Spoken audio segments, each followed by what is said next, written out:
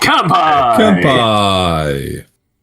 Welcome one and all to episode 248. So close off the big 250 of Kanpai Cast. Well, today we'll be going through the summer 2026 3-episode rule. Before that, we're going to do just a little bit of housekeeping. Sorry to keep you waiting, before we get to the good stuff. What's going on with Thaylien's audio? Thaylien, do you have a fan blowing towards you? That is probably the massive through breeze I mentioned. You did mention a through breeze. No, I don't want you to make yourself stuffy. It's fine. Just needs to close the window a little bit. Oh my gosh! All that. I know. Hang on. It's spooky, Thaylien. It's spooky me. Yes. Actually, probably get the other light on as well. There we go. Light up the place. Has a light on. It's nice and cool.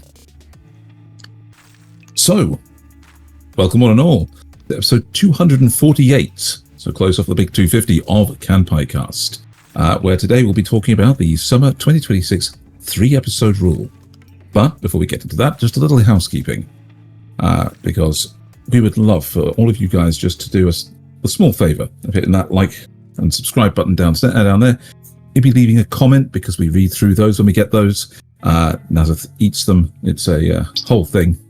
And if you'd really like to actually get involved, maybe come on over to the Discord and talk about anime, maybe leave some memes for us, which we go through at the end of the show.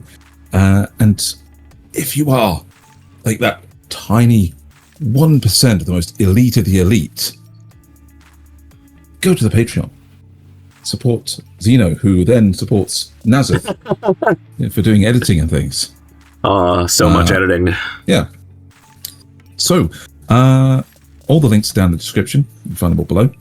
And this week on Kanpai Cast, we break down why anime fans are incorrect and why we're the only objective truth in the media sphere. Why true Ghost in the Shell fans knew that it took several chapters for Motoko to even start wearing proper clothing. And how a redhead beating her opponent bloody is objectively why redheads are the close second best to silverhead waifu in anime. Isn't that right, Xeno? No. Hmm? No. No, redheads are superior. Yeah, redhead superiority. Spoken like a man who has no true taste in waifus. He's allowed to be wrong. He's allowed to be wrong. Xeno's always wrong. Anyway. So, time is infinite, but our viewing ability is not, and neither is yours. So, let's get on to the reviews. Xeno, spin! Okay, go on, Nasuth. Your fate has been chosen. Okay. So the 100 girlfriends who really, really, really, really love you, season 3. How do I want to rank this? I don't know, but you gotta do it. This is a 3-star acquired taste. Right? Whoa. So, I'm going to explain why this is not as high as one would expect for me and the 100 girlfriends. And I'm not going to go into any degree of detail, but I give you a trigger warning right now. This creeped me the fuck out. Alright? So, the series starts off with just kind of like a recap of the fact that, Rentaro is dating all these girls, but we also get a complete sneak peek of all the upcoming girls as well. So, we kind of know who else is joining the actual season. They don't beat around the bush. We know what the show's about, so on and so forth. And then we go into the first acquisition of a new girlfriend. And this is the thing that I genuinely did not like. And the studio played it very, very well to the point of, this is going to shut us down, right? The next girlfriend is his cousin. And I'm like, no. No. I mean, that's technically legal in a lot of places. No. In Japan it is as well, I believe. I don't think it is. At least a date, as long as you don't... You know what? Tell you what. This is not information I need clarification on. So let's leave it at that. And Thaylien can stop doing his internet searching and, not be the worst thing on his browser history. But usually they try to limit it to second cousins and stuff. But yeah, because first cousins are generally considered a little too close. The Japanese civil codes prohibits direct lineal relatives. Some places. However, you can legally marry your first cousin. Yep, there you go, your first cousin. Anyway. Yep. Because technically they're genetically diverse enough that it's not a problem. Guys, stop. Technically. I don't like it myself. Okay. No, just 100% just stop, right? People aren't going to like this. I don't like this. Let's not try and actually give an excuse, right? The studio actually add in quite a lot to this narrative, basically saying we're going to get shut down. Who approved this? We are in so much trouble. Oh my god, could we get past this even faster? However, the show returns to its regular hijinks with the other characters. Well, for example, the ninja girl, the girl that is too shy, right? Meme, I think that's her name. She ends up getting stalked by one of the photography club, and for the longest time she was they weren't able to get photos of Meme. And now the photography club has actually trained up enough so that they can actually keep up with Meme, and they've now decreed a challenge that they get a photo of Meme's eyes, etc. I don't know why they're being weird about it, but Meme's training up. The gang are trying to train her up so that she can actually hide away faster. My favorite part is the technique to actually succeed in this is to get the super popular girl, the one that actually wants all the attention, and put her in front of the photography group. So, Meme doesn't actually succeed in getting away from the photographer, but she succeeds in putting Mimi in front of the photographer. So that was quite funny. And then we have the relationship. Then we have the next girlfriend who... Do you want to take bets what the next girlfriend's going to be? What stereotype it's going to be? Oh, it's the American girl, isn't it? It's going to be Natty. It is the American girl, but it's that's not the stereotype. That's not the stereotype. No? That's not the stereotype. No. American is not the stereotype. Oh, okay. Jaru? No. Okay. One more from Thaylien. Is it Kobe from Kobe Can't Communicate? No. It's a teacher. Oh, yes. She's the Japanese teacher. It's just so again, quite funny in the situation. They do one fan service screenshot, which was just why? You literally, you didn't have to do this, and literally you purposely... Anyway, the show is still funny. The 4th episode actually made it a lot more wholesome and everything. But seriously, I nearly gave up on the show because of the cousin. And I'm not gonna lie, I have more of a problem with the teacher-student relationship than that. Yes. Because at least... Fair enough, but I mean... There's no actual legal ramifications for the cousin where there is for the teacher. Yeah. There's no consent issues there. No. Anyway, position of authority. Oh my god! How do we stop you guys? Anyway, stop going on your tirade. The show is good fun. It is humorous. I'm gonna keep going at least for now, but I am noticing a problem that they are gonna be struggling with giving all the characters screen time. Yes. Right. And I want them to go, right, okay, we're going to have adventures with this subset of girls and this subset of girls instead of everyone gets screen time. Because let's face it, you're not going to succeed at that. Yeah. So anyway, right. That's 100. I don't know if you have any further questions. No, it's been going long enough, and it's shown its pedigree enough that even to Xeno's particular foibles, it's still worth watching. Yeah. If it messes up a little bit. So, yeah, that shows how strong the show's going. Yep. Who wants to go next? We didn't decide. I think Thaylien should go next. Oh. Yeah, go on. Yeah, Thaylien next. Okay, me next. I wanted to do Bleach this season, but they're releasing it weeks late. So instead I'll do the Exiled Heavy Knight, who knows how to game the system. Now, this one. When I put my review, I'll scroll down in all my reviews. So the Exiled Heavy Knight, I know how to game the system, is... This one's interesting, and I'm going to put it for now at an acquired taste 2 stars. I think we're all kind of being a little cautious because it is a 3 episode. It's only the first 3. Yes. So this one does have some real positives. You know, it has a bit of video game isekai shortcutting and a jarring negative.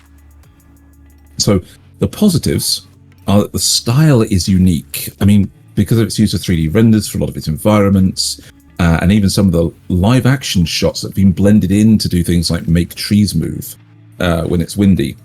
I like those. I will never mistake this show for anything else I've seen. You know, it's not going to fall under one of those, whereas this town, you know, in an isekai, I'll be able to recognize this one because of the style. Right? Okay.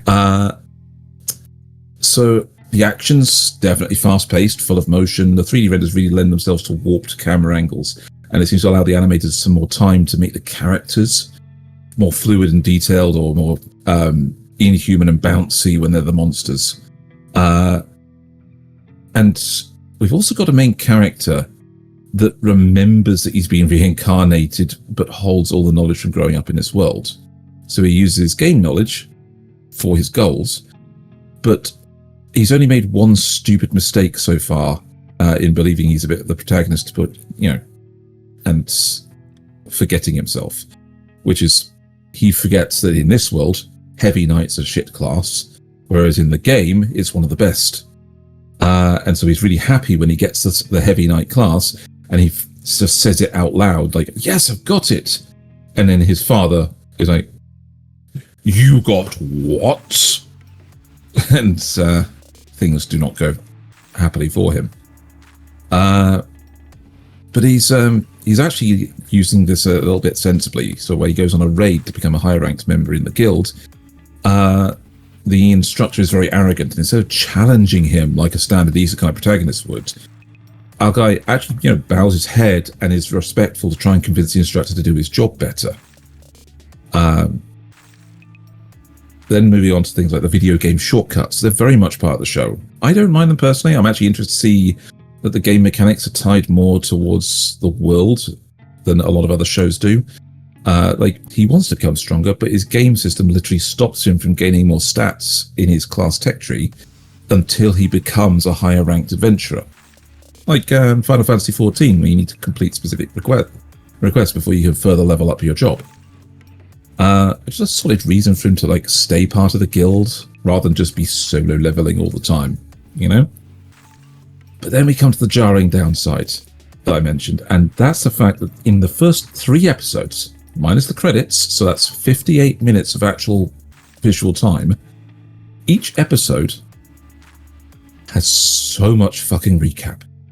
Yeah. So, okay, there's each episode after from the first one has almost a minute of next time on this show at the end of the episode, cutting that down. The second and third episodes had 3.5 minutes each of recap before the beginning credits.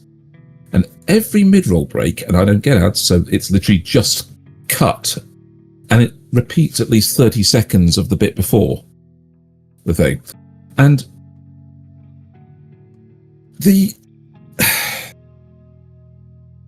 basically, this ends up with 15 minutes, because I did count it, 15 minutes of recap, which means this show is over a quarter of its actual runtime of recap. Did you only watch the Did you only watch the 3 episodes? Sorry, right, okay. I was wondering if you watched the 4th one because I haven't. I have not. The 3rd episode actually has, according to Crunchyroll, a minute and a half of recap that you can skip with a button that pops up. But you see something new, right? But that literal new bit of animation that we have not seen before is a minute of scene-setting atmosphere before it then repeats a bit you've seen from the previous episode. So it was a time before a bit you've already seen. And they newly animated a little bit of scene setting specifically. What the fuck was that? Specifically to repeat that bit of information, right? And so, I don't know. So, for Nasuth, your benefit, at the end of episode 2, they show up the setup for episode 3. Then they proceed to repeat. Then they proceed to repeat that same bit from episode 2, not once, but twice in episode 3. And it's just like, wait, what? Yeah. And then the next new bit, they proceed to repeat that twice as well. Like, So, and then the opening credits roll. So, for the bits of the show that aren't pointlessly repeating themselves, I'm enjoying it. I think it's a good start to a video game isekai, but the increased production value of the animation and scenery is obviously not enough to put it out as full 20-minute episodes without the recap. Sounds like it needs an edit to get rid of the recap, the filler. Yeah. I'm genuinely glad I have these skip 10 seconds buttons for sure. And without those recaps and flashbacks, this would actually be 2 stars higher for me, because the show seems to have some real promise. I just wish it would fulfill it, because after 3 episodes, we're still on the opening battles, and the main characters haven't even met each other yet. So I've given up on this show, right? Everything Thaylien has said is perfect. I've got too much to watch anyway. And I'd rather try other stuff. But I don't know if you know this, Thaylien. This is 2 cores. This is a dual core series. It's not a split core, dual core series. And it is crazy. It's criminal how many recaps there are in a single episode. Yes. I'd love to hear what happens at the 6th episode mark, but I'll let you know. I will, because I'm actually interested enough in the show that I'm going to keep watching it. I've put it as an acquired taste because of that. But it's all the positives are being held back by that simple fact. I'm almost about to make it the new One Piece pacing. It's getting straight there. Off the bat. It's nothing going to be that bad. Anyway, so that was the Exiled Heavy Knight knows how to game the system. If anybody else doesn't have any questions. Nope, sounds pretty generic.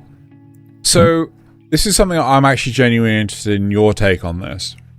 Yes. They do a lot with playing with perspective and stuff like this, where they do. Oh God, what's basically where something in the foreground is much bigger than whatever's in the force perspective. Force perspective. That's it. But it feels like they're trying really hard, and they spent a lot of time and effort on doing this in the first episode, and some of it just doesn't play off. It just looks wonky. Like, basically characters have squashed legs instead of actually a forced perspective shot. It just looks, especially in the end credits. The end credits is far the worst thing, and we have to watch that every episode. I don't have to watch the end credits every episode. I genuinely skip all credits for the first half a season because you don't want to see the spoilers. I made that mistake on Demons of the Shadow Realm, where I knew the outcome of a fight because I watched the first 10 seconds of the closing credits. Fair. Right. We move on. Anyway, yes. Nasuth, you're up. All right. Let's give her a whirligig. Sora wa Akai Kawa no Hotori, or Red River. I think it's just Red River in English. Red Ribbon? No, Red River. Oh. Kawa is river. Akai is red. Sora is that is the red river of something. Somebody's red river. Hotori's red river. Yeah, you needed to know all that. It's very important. Not my choice. Wait, did I actually not rate? Did I actually not give this a letter rating? Just pick it off the bat, man. It doesn't. It doesn't. Well, I'm actually giving this. If I remember correctly, it is a 0-star, nothing special, which is a real goddamn shame because I was excited about this. It's you know how in Rome Thermae the guy comes from Rome into the present, modern day Japan. Yes, yeah. It's kind of like that. A girl in modern day Japan is taken back to the Hittite Empire, but whereas with Rome Thermae, it was just kind of a fluke thing, and it gave them an excuse to just show off some cool plumbing ideas and a little bit about Rome. This is more of a. She's been summoned there to be a sacrifice because they have sorcerers in the Hittite Empire, and the current queen wants to make sure that her son is the one that ascends to the throne. But in order to do this, she wants to cast a curse to kill off the other two sons, and for that she needs this girl's from modern Japan's blood for some reason. We don't know why. Yes, Question. Sorry. Is he not? So how does the heir of the throne work in this situation? I don't know anything about the Hittite Empire. I mean, I don't either, really. So the current emperor has 5 sons. The first 2 aren't into the running. One of them because he's sickly and can't have any children. I can't remember why the second one. Oh, the second one is not nobleborn. His mother's not nobleborn, so he can't take it either. So realistically, it's only the 3rd and 4th sons who are in line. 3rd, 4th, and 5th. Sorry. Right. Yeah. But all different mothers. Well, I don't know if they're all different mothers, but at least the last one is different than the others. Okay. Right. So this is. Mm-hmm. According to Fabrizio Musacchio, which is a teaching blog, the Hittite Empire was primarily patrilineal, focusing on the heir being the oldest son of the primary queen, because they had multiple queens. I was about to ask about this. Okay. Yeah, so they and the only thing that interrupted it was assassinations or war deaths or illnesses. So yeah, basically, if you did manage to kill off the older sons of the primary queen, the youngest son of the primary queen would then succeed, and so on. Yeah. Right. So there's definitely a shoujo, right? Because while escaping, the girl runs into Pretty Boy, who's on screen right now, who turns out to be the third prince, the current heir, and that's fine enough. He pretends that they're currently in a tryst out in the open to get the guards to go away from them, and all. And for some reason, when he kisses her, it gives her the ability to understand their language. Which, okay, that's never explained. Yes. That's how language works. Taking the Starfire route, then. Sure. That's never explained, and it's also kind of the start of the stupid stuff. So instead of being like, "Oh, you saved me. Maybe you can help me figure out why the fuck I'm here and how I can get back." No, she instantly just runs away from him and gets caught again. Gets caught by the guards and captured. And this starts a long a tradition of her getting captured and rescued because of her own stupid mistakes. And I really hate that. I'm really sorry to interrupt. So wait, obviously she didn't understand anything. She didn't understand anything at first. Point. Right. So then he kisses her. She then starts to understand. Do they have any form of dialogue to elaborate on why she, or is it like, oh well, actually he just kissed her and then she just ran away because she's still got like no context to anything. Well, he like starts talking to her, but he comes on a bit strong because he's a playboy, right? He's a philanderer. Yeah. He's not. He doesn't want to settle down yet as a prince because he's, as we find out later, he's actually looking for the right queen, so he doesn't end up with somebody like the current queen who's a schemer and manipulator. Which you can see where that's going. He's going to fall in love with our character because she's progressive and from the future and all that stuff. But so because he comes on a little bit strong with her, she instantly just like, nope, I'm out of here, and runs away. Even though he's clearly a safe space who rescued her and doesn't want to actually do anything untoward to her, besides kissing her, yes, that could be considered a bad thing. But other than that, she just runs away. So not because I'm in a strange land, not because these people are chasing me, not because this guy kissed me, because he's flirting a little too heavy-handedly. Yes. Yeah, I mean, it's also a little bit of her. She's panicked because she's in a strange land and doesn't know why she's here. But it comes down. That is the trigger. Is him flirting with her. So just that, like, she's captured. Then she's put up for sacrifice. But he, at the last minute, knocks the hand of the headsman's axe out of his hand, and is like, "Wait, I know this girl. We slept together. You can't use her as a sacrifice. Sacrifices must be pure." Now he's lying, of course. They didn't sleep together, but she goes with it because otherwise she's dead. So she now becomes assumed. She's now assumed to be his consort. They go back to his palace. She finds out that she can go home, but it requires they have to recreate the circumstances of how it was when she came there. So all the springs in the city need to be full, and she needs her clothing from when she was teleported in, which the queen has currently. So instead of waiting for the prince to take care of this in a meaningful way, she sneaks out of the palace, gets a servant boy involved with her. They go sneak into the queen's palace, or they think they're sneaking in, but because she's a sorcerer, she's watching them the whole time with her magic spells. Captures her again. Somehow they manage to escape at the last minute, but in doing so, the servant boy stays behind and is killed. So because of her own stupid fucking fault again...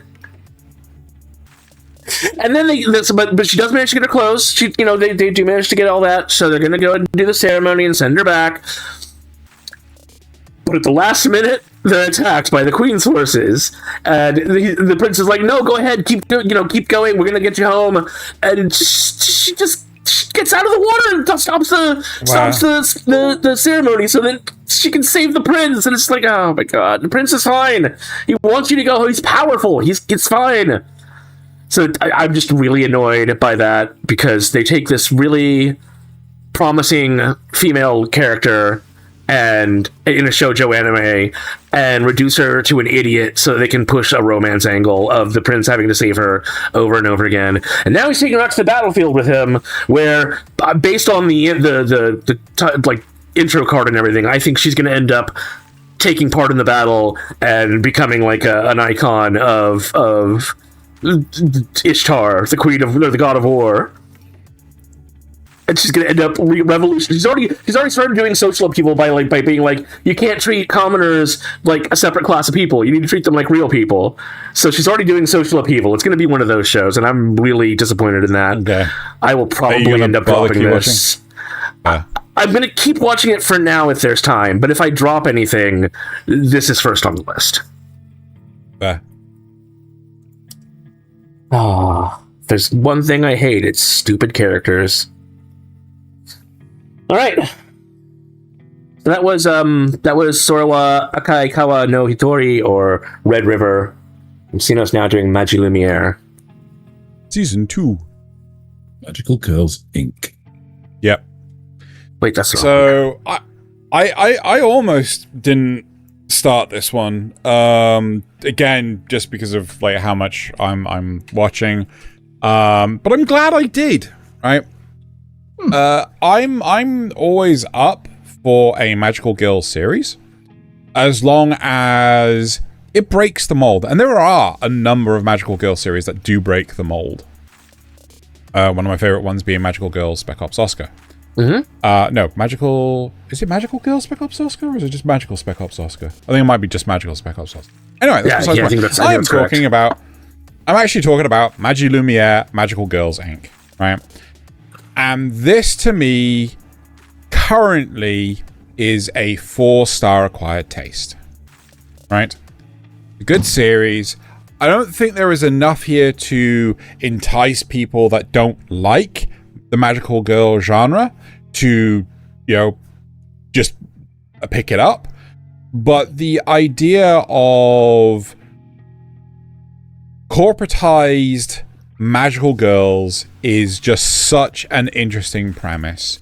We are continuing the narrative from the first season, and for those who do not remember or weren't listening to us back then, the idea is that basically there are these weird cryptid creatures. I can't remember their name. They're basically slimes, and they appear where there is high concentrated use of magic. And thus the magical girls come around and they start doing their stuff to get rid of these slimes. Now, a lot of the magical girl businesses, they tend to use what I typically call, like, they're basically white label magical spells. So imagine a magical spell that has been mass produced off the shelf that is specifically to deal with fire elemental slimes. But there's no finesse to it because it has to be applicable to the widest amount of cases possible. So that, like, they don't necessarily care about destroying a neighborhood if it gets them there, and it was good because the insurance will take care of that, Yes, yeah. And a lot of these businesses, they are very corporatized and everything, and it's all down to effective use of the corporate human funds. Resources, effectively. Yeah. No. So, but our company that we're following, Magilumiere, they are about specialized handling of different types of slimes, right? So each slime has its own minor variation of how it all works and everything, how they adapt to the different elements.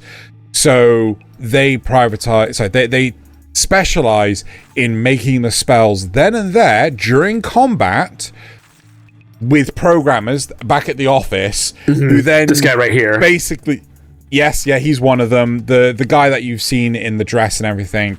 He also does, doesn't he? He was the guy that originally did it all, right? So he's like a savant in terms of an engineer. So he puts all this stuff together. They send the spells over, but they get the critical feedback and tactical plans and everything from the magical girls. So it is a very two-sided system. Whereas a lot of the businesses, they focus on just the magical girls are they just pull a spell from a catalog of spells that have been pre-made, and one thing that they've noticed in the setting is that these slimes are evolving where there is a much higher and increased use of magic. So effectively, the use of the white label spells is causing the slimes to evolve because the spells are filling the environment with so much magical energy that the slimes are just absorbing it. It is a very interesting, unique way of telling the magical girl story, and I'm all for it. I do genuinely enjoy the sort of thing. I will say, though, that this is season 2, so if you didn't gel well with season 1, don't bother picking this up. But season 2, the first 4 episodes are just like one story, right? So I was kind of glad that I actually didn't pick this up until the first 3 episodes were already out. So again, it might be a case of wait until it's all out and then binge it, because it might be a bit frustrating to try and watch it on a week-to-week basis. Even though I dropped it, I completely agree. Like, I dropped it in season 1. I completely agree with your rating because it is an acquired taste, and it is a good acquired taste if you have that taste. I just didn't have it. But even then, I enjoyed what I watched of it. I don't regret watching it. I just didn't want to keep going. It's a good show. It's a good show. People should watch it. Or at least give it a try. I'm actually watching this simuldubbed, and unfortunately, the main character's performance is a little subpar, but not enough that I want to rip my ears off. All right. Not like Fist of the North Star from last season. Oh, God. Oh, that was so awful. Oh, God. Why did you remind me of that? Anyway. That was Magilumiere. That was... Yep, you go ahead. Season 2. Magical Girls, Inc. All right, Thaylien. Alrighty, what have we got next? The Ghost in the Shell. Yes. So, not to be confused with a Ghost in the Shell, and definitely not your Ghost in the Shell.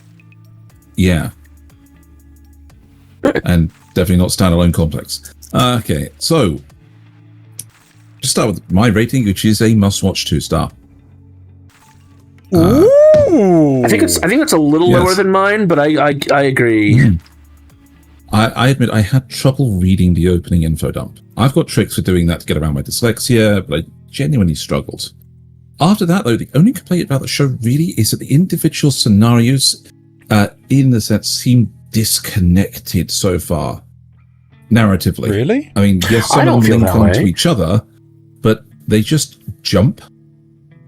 So, I mean, we started off with basically recreating the events of the Ghost in the Shell movie, the original one, but in a more expanded fashion. You know, Motoko Kusanagi basically breaks into the middle of Chief Aramaki's investigation, where he's about to be outmaneuvered by his targets, and she executes the target to prevent him getting away, and then does the camo vanish that she's famous for. Everybody knows her for the camo vanish in midair. It's akin to the Akira bike slide.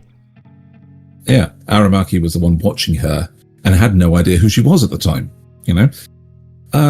We cut to a bit of exposition. As it turns out, Motoko was actually acting on a direct order from the previous Prime Minister of the country, and in return for this, she was mimicking Aramaki's own desire for a dedicated group that could actively seek out threats to security and get the people that normally would get away with all the subtle and nasty crimes in the world. The next part deals with them getting over the resistance from the middle management, which, yes, it's connected, but it's a sudden switch to a completely different scenario,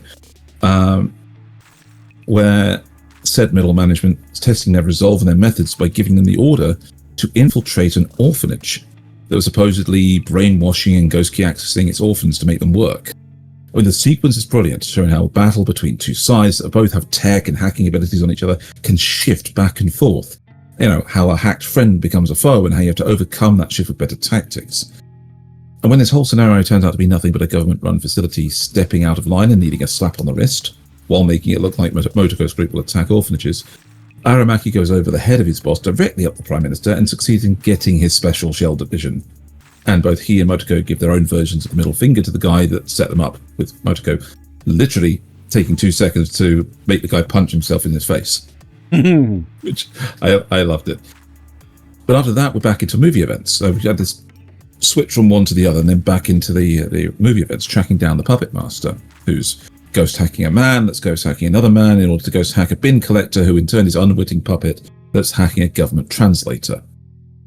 In true fashion, Aramaki and Motoko's division is able to trace back through the layers, including through a rooftop chase and shootout in the market to arrest the actual corrupt people, but not find the Puppet Master too soon. And in between these events, we see a little bit of the life that of Motoko in herself, like how she spends her holidays in VR worlds of debauchery with her girlfriends.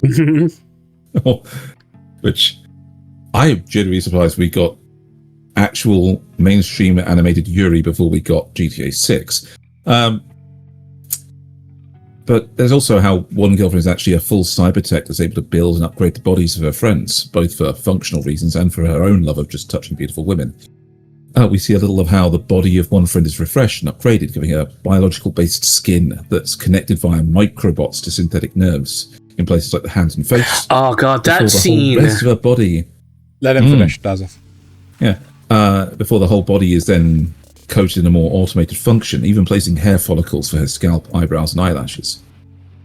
It's a much expanded world than we've seen from most of the show before. Some of the shows previously did go into some deep dives into some of the details, but it just seems like this world's got a little bit more of an organic reveal to it. And it's very much 80s inspired in how it's portraying some of the characters. You know, Bato really being let down that a raid doesn't result in a shootout, or Motoko getting embarrassed when sharing misinformation when her team gets a little glimpse of her regular thoughts and they tease her about decluttering her brain. Also, Bato accidentally trying to contact Motoko during the mentioned VR debauchery and getting a sensation in an organ that he literally doesn't have. I think all of that is much closer to the manga too. That's why, since the manga came out in the 80s, that's why it looks that way. Exactly, with the expressions and everything doing it. The fun's there, definitely. Putting the faces on the Fujikoma, having the Fujikoma. That was the other diversion.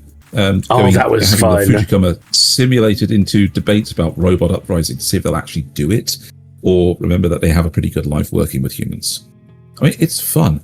Just, I need to see more of it to figure out if this is just them setting the scene by bringing in all the elements, or if there's actually, just going to be bitty bits thrown into the main plot line to throw off the scenario like this. It plays out like manga chapters to me, where there is an overarching plot, but they've got these little diversions to just kind of introduce the world to you in a better way.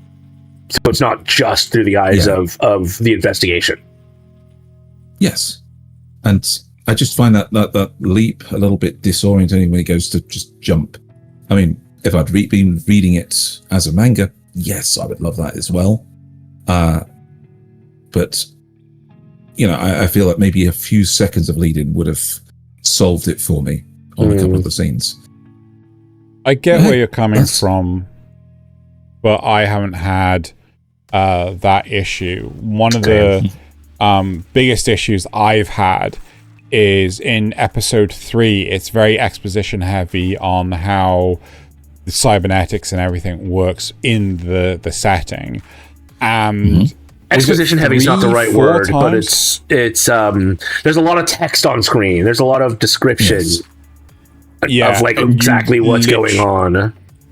You literally have to pause it because the subtitles go by so damn fast that it's like I would much rather them actually audibly talk about this than me having to pause and there's also dialogue happening at the exact same time, so it makes it so difficult to work out what you gotta read it and then you gotta go back and listen to it again. And I counted that as more like an information thing, so you're not actually supposed to get it all with a first pass.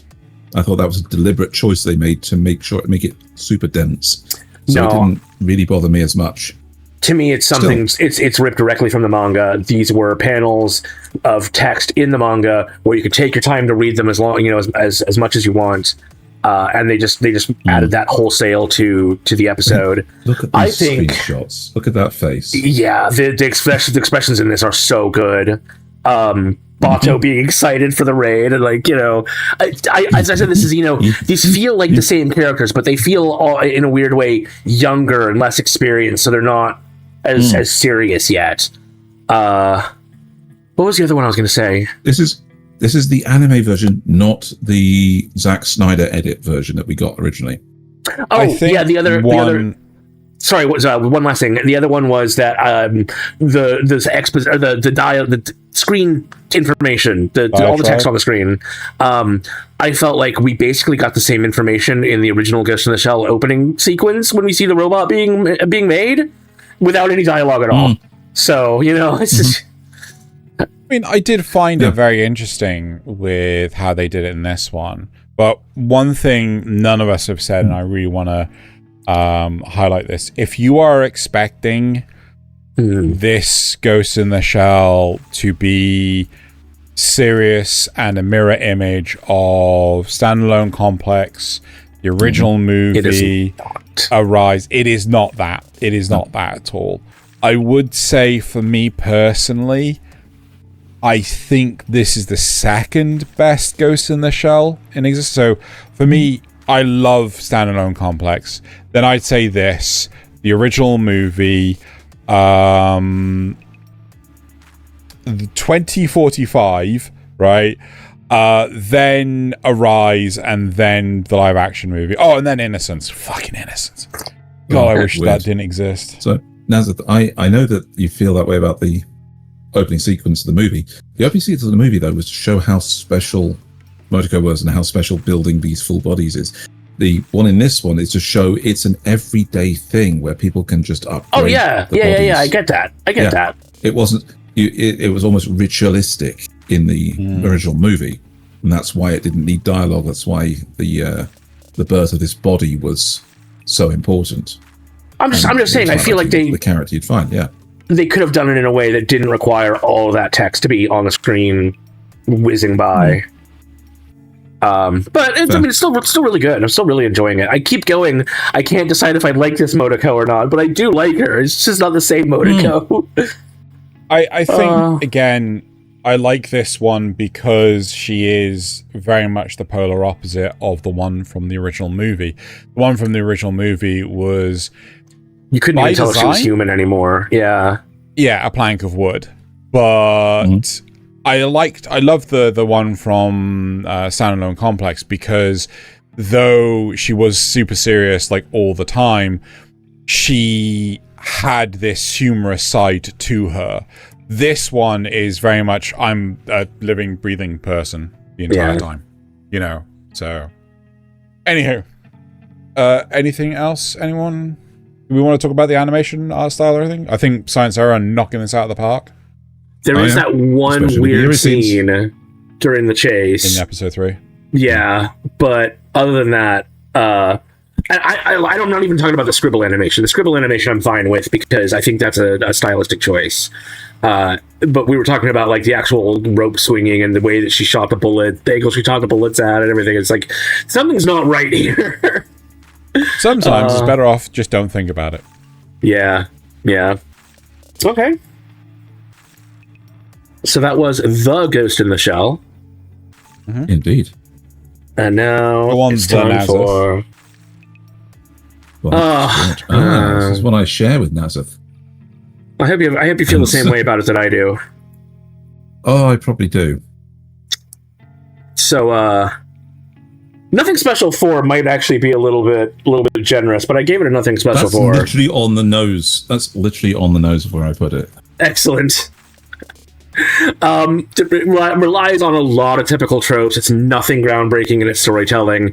It's got a bit of personality to make up for it, a little bit here and there, which is kind of nice. It has potential for its score to go up as it reveals more plot, but I kind of doubt it. It depends on if that plot deviates from the usual, which again they haven't done a very good precedent of doing so far. I'll probably keep watching for now, but this is just second on the chopping block after Red River. The art style is pretty good. The faces are really well done. I find, especially like in the beginning with the other punk boys. Everything else kind of feels standard anime. In fact, the main character reminds me a lot of I can't remember whether it was Naofumi or it's Naofumi playing Chainsaw Man. Yeah, kinda. Yeah. It starts off with a really heavily comedic tone, which made me think it's going to get serious later, but I don't actually think that anymore. Jiro, our main character, acts tough, but they establish pretty quickly that he's actually got a big heart, especially when it comes to animals. Not so much people, but definitely animals. So you find he's got an interesting ability to talk to animals, and we find out later that that's because of his lineage. But and his grandfather has it too. Yes. But at one point, some crow comes to tell him there's a cat that's dying in the woods. We don't, you need to come help it. And so he comes out there. Cat's got a weird symbol on its back, but the guy takes it home, cares for it, nurses it back to health, and finds out that the cat can talk. The cat finds out that he can understand animals. And initially, he's scared by that. That was actually one of the genuine funny scenes for me. Yeah, like I said, the guy and the cat have great personalities. Yeah, he introduced himself to the cat, and the cat looks at him as what an idiot, as if you'd understand. And Jiro probably, oh, I'm an idiot, am I? Smash cut to the cat being under the bed, staring out at him as if he's trying, he's trying to peer under. And then he jumps out with wet food and it works. I get it. First time talking with a human. Come on, don't be scared. So the cat's not actually a cat. It's a mononoke or a bakemono. It's some kind of monster spirit. Yeah. It was trapped away for God knows how long. But some people want its power because it's supposed to be some insanely powerful spirit. But it wants mostly just to be left alone. It doesn't really care about interacting with people for the most part. It's a cat. Yeah, it's a cat. It just wants to be left alone. But because the people are chasing it for its power and it's still in a weakened state, Jiro ends up stepping in against a fight with another monster, gets himself killed, and because he's such a rare individual who the cat feels now an obligation to, it fuses with him, and so now he's got cat monster powers, and the cat can also still manifest itself visually for other people. But mostly it just lives inside of him, so it's kind of like Shades of Chainsaw Man in that way. Including the fact that it went into his chest to replace his heart. Also Shades of Ajin, because he gets treated like he is a monster, but they want to use him to hunt other monsters. That's very much Ajin in how they treated the people that had those abilities. Okay. Here's a thought. Did you? Because you haven't seen the start of Bleach, have you? Yes, I have actually. Yeah. I think that the person who's the author wants to remake that a little bit because with secret agencies as a soul society, he's rescuing animals that are being tormented by bullies instead of kicking the ass of a kid who knocks over a ghost memorial. And he lives with his grandfather who chews him out and even attacks him with weapons when he finds out the boy's been fighting again. That was the expositionary quote. So he didn't train the boy in ninjutsu just so he could brawl. Yeah. That kind of thing. Speaking of the other team, there's a girl on it that already annoys the piss out of me. The show is not treating her. This girl right here. The show is not treating her very well. First off, candy out the door. Yeah, do we really need the shot of that camera angle on her ass? I'm pretty sure at one point her short shorts even show off her whole vulva area and shape, and I'm just like, do we really need this? Yep. Do we really fucking need this? They also make her extremely standoffish when it comes to men. She's like, I'm a tough, you can't treat me like a girl, I'm a tough person. Which of course means that the moment that the guy saves her, she kind of flips into embarrassed and shy and right. Really don't like that about the show's treatment of her. This is so it's kind of a joke, wasn't there? I don't know if you saw the meme when you were searching for yours. Is why would I watch a show that was about a manga that was cancelled after 19 chapters, and then they show her in all the different poses and say, that's why. Oh wait, this manga was cancelled? Oh geez, okay. I believe so, yeah. I can see why. And so now he works with this team, but they work in a tiny little like wharf front property. So it reminds me kind of Bullbuster in that dynamic. They've got, he's the main character. She's they all fill the exact same role as Bullbuster. That's all it is. So it's now a slice of work drama sort of thing. We'll see where it goes, but it's just generic. It's just really, really generic. And you know me, I like me some shonen action, but this it's not in chief. I'm going to drop it if it brings in any Togananki bullshit. Like he's suddenly not just like powerful with this one power in the system, but he's like some legendary, also one of like 8 super special people on top of that. Well, he's obviously at least somewhat super special because of the ninjutsu history and stuff. But so was the main character Togananki. He's a descendant of these people and had these powers and was unique anyway. And then they wanted to make him super special unique on top. So I'm dropping it if it does that. Yeah, not high hopes for that one. All right, so that was high hopes. It's off to work we go. That was Black Torch. Now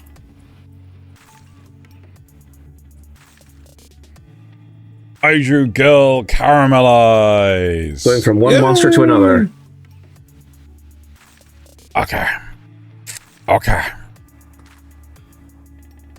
Oh, where do I want to put this? Way up your butt. No. Where it belongs. This is a 5-star acquired taste. I'm not kidding. Oh. It is such a good series. I don't believe you. It could fall. It could rise. But effectively, our main character, who is currently depicted on screen right now, when she gets overly emotional in terms of romance, so either brokenhearted or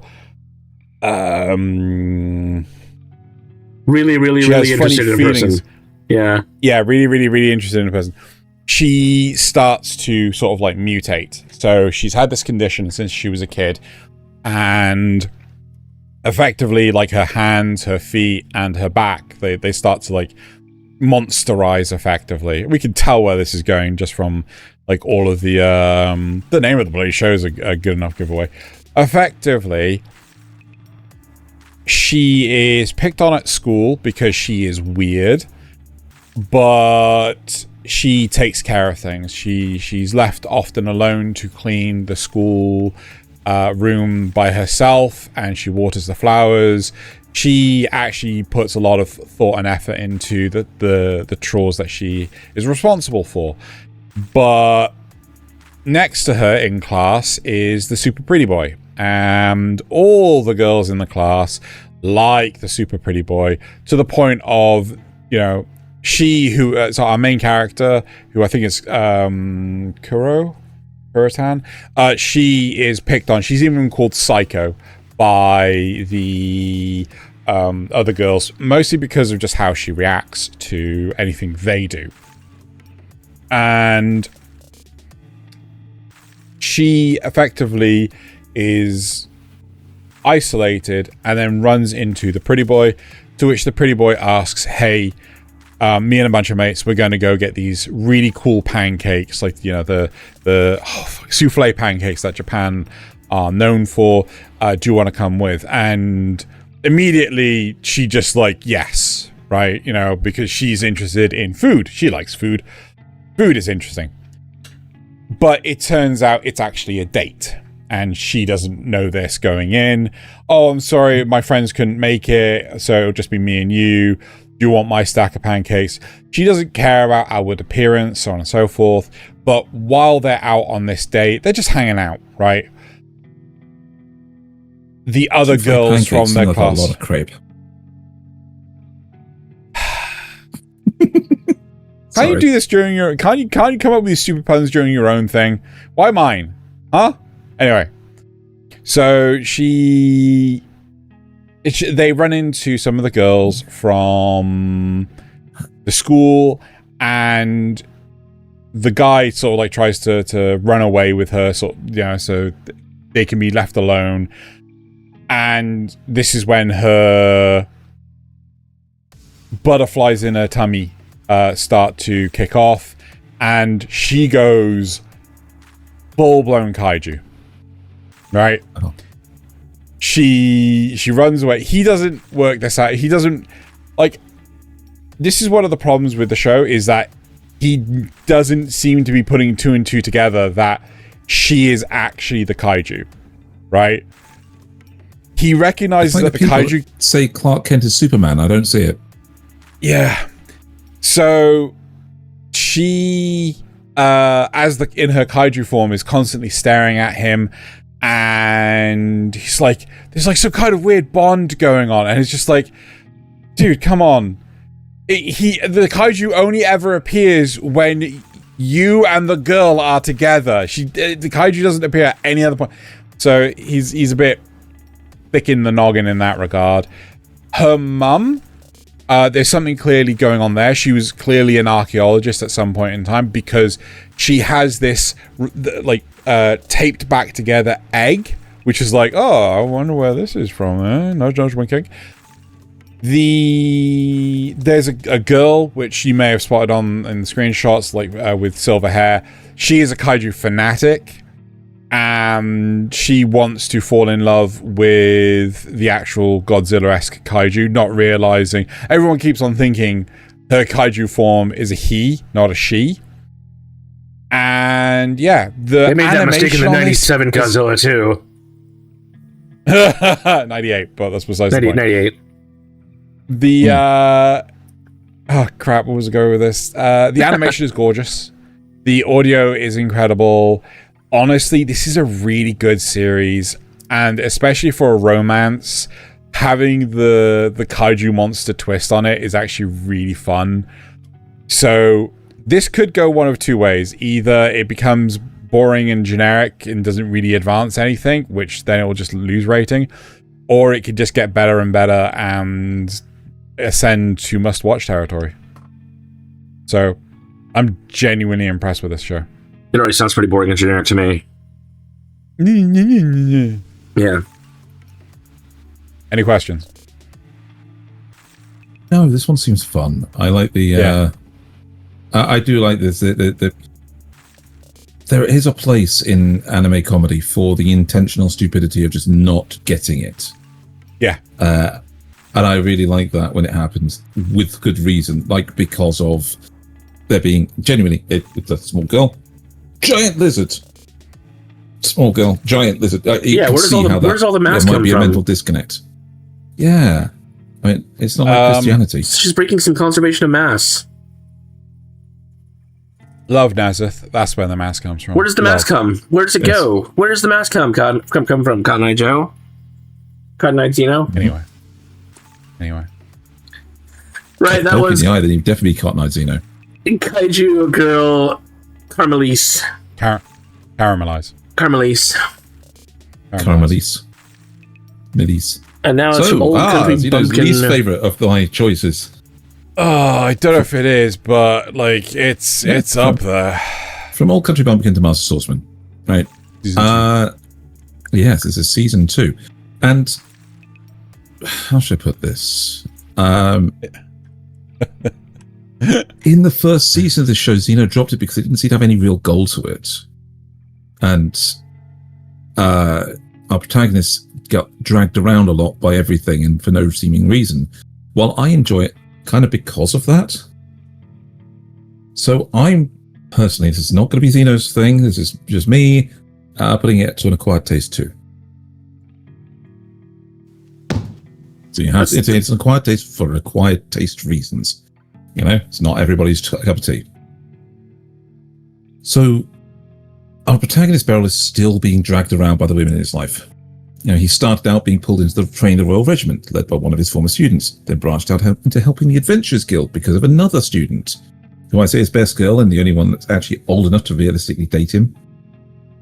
He then took a detour into the world of politics because of foreign church-ruled state, where yet another one of his students was actually on the other side against him, started mucking things up, and finally ended up being brought into an investigation by the head of the Majors University to bust a thieving and slavery ring, which led to him adopting a daughter and being given a nice house to raise her in. All kind of, you know, just is like along for the ride. And this season really isn't any different so far. Another student has become a teacher of sword magic, basically combining magic into a solid foundation of swordsmanship to cover both the offensive flexibility of magic with the close-range power of her master's sword style. Beryl's asked to join her and as a secondary instructor for her class once a week. Not just for the students, but for the teacher. She doesn't know how to teach and is very vague. And over this 3-episode period, she learns to take into account what her students actually need. Meanwhile, her students are 5 oddballs, including Beryl's adopted daughter, Miri, and teaching them gave them the confidence to make friends and overcome a dangerous situation together. There's a nice 2-part conflict in the start too, where they're caught off guard by a seeming attack on the university at night. Beryl, Miri, and her friends and the teacher that Ficelle, that is his student, are there celebrating a birthday party in the hall, so they get pulled into it. There's an anti-magic field on the university, and shadow wolves are pouring out through the windows. While Beryl and Ficelle go to find out why, because they can basically chop down these wolves while magic can't affect them inside the anti-magic barrier. The students are left in the hall and have a tense but kind of age-appropriate encounter with a single shadow wolf. So, to show the difference, Beryl and Ficelle are slicing through wolves in the school, and the students are 5-on-1 trying to overcome just one of them because they're not as good. Why did you word it like that? How do you mean? Age appropriate. Age appropriate. So, do you ever think that the children in Jurassic Park, the original, were actually ever in danger from the velociraptors? Did they ever? Oh. Yeah. In the kitchen, for example, where they then trapped one of them in the freezer and ran from the other. And the velociraptors seemed to be almost deliberately choreographed to look a different direction when the children were going to be found out. I mean, like, the plot armor was thick, sure, yes. but it felt exactly like that scene. Right. Okay. So it's the plot armor would protect. Because we can't show the kids getting hurt. No, exactly. Anyway, it turns out the wolves are only dangerous to the mages because of the anti-magic, right? They don't have magic to defend themselves until they get out of range of the anti-magic, and so everybody has to keep a distance. At the heart of this disturbance is the vice principal of the university, who has accidentally unleashed these monsters because he was trying to get into the Chamber of Secrets. I mean, the basement study of the principal. He thought he'd uncover the secret of the principal's eternal youth, but instead freed a monster shadow wolf that the principal had been researching. Beryl and Ficelle, his student, are able to take down the monster. Beryl cuts the core in half so it can't regenerate. And we leave the third episode on Ficelle actually teaching her new class for the students, while Beryl and the principal look on as a job well done. Now, something of note in this season is a difference in how they're handling the combat. In the first season, they use full 3D CG for the fast movements and all those difficult to film angles, which kept the characters detailed and easy to read. But they went back to regular animation for the in-between moments when the characters were thinking or talking. This season, they notably don't shift back in that downtime, meaning we have full 3D renders for the characters pausing to think, doing other movements, or even talking to each other. And the difference between them and the normal animation is actually very, very clear.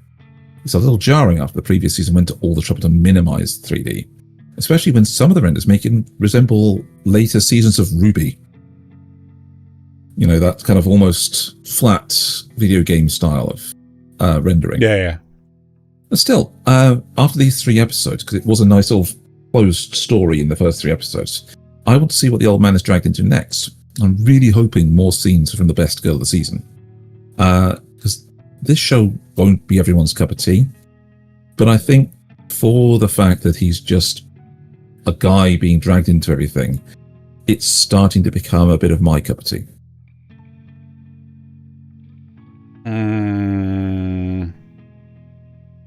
I'm sorry, that was so boring I fell asleep. I get where you're coming. I don't know if this show can do anything to encourage me to come back because of just how... I don't expect it to. Yeah, it had such a good original premise, and then you've expressed why you don't like it, and I believe that that's absolutely fine, and you're allowed to not like it. Yeah. That's why it's an acquired taste, not a must-watch. All right. That was from Old Country Bumpkin to Master Swordsman. Right. What do we move on to next?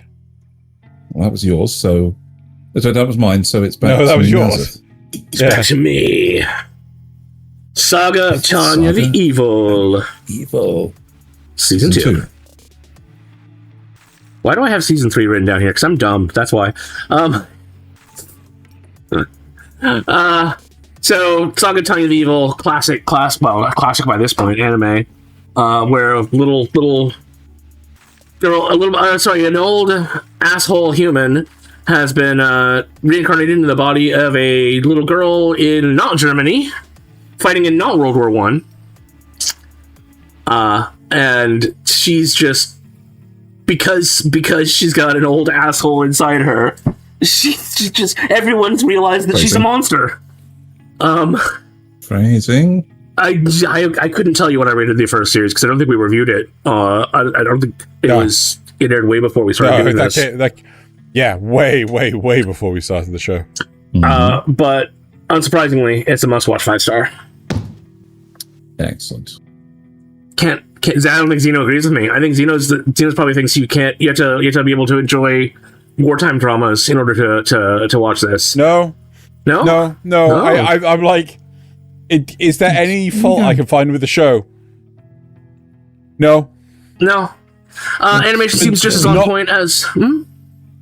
Not enough to justify a loss in any grading.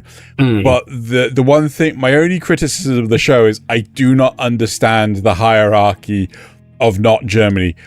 Who is their leader? Is it the guy with the mustache? I think it's the guy with the mustache. It's kind of hard to tell. Yeah, is it him or is it the guy with the bluish gray hair?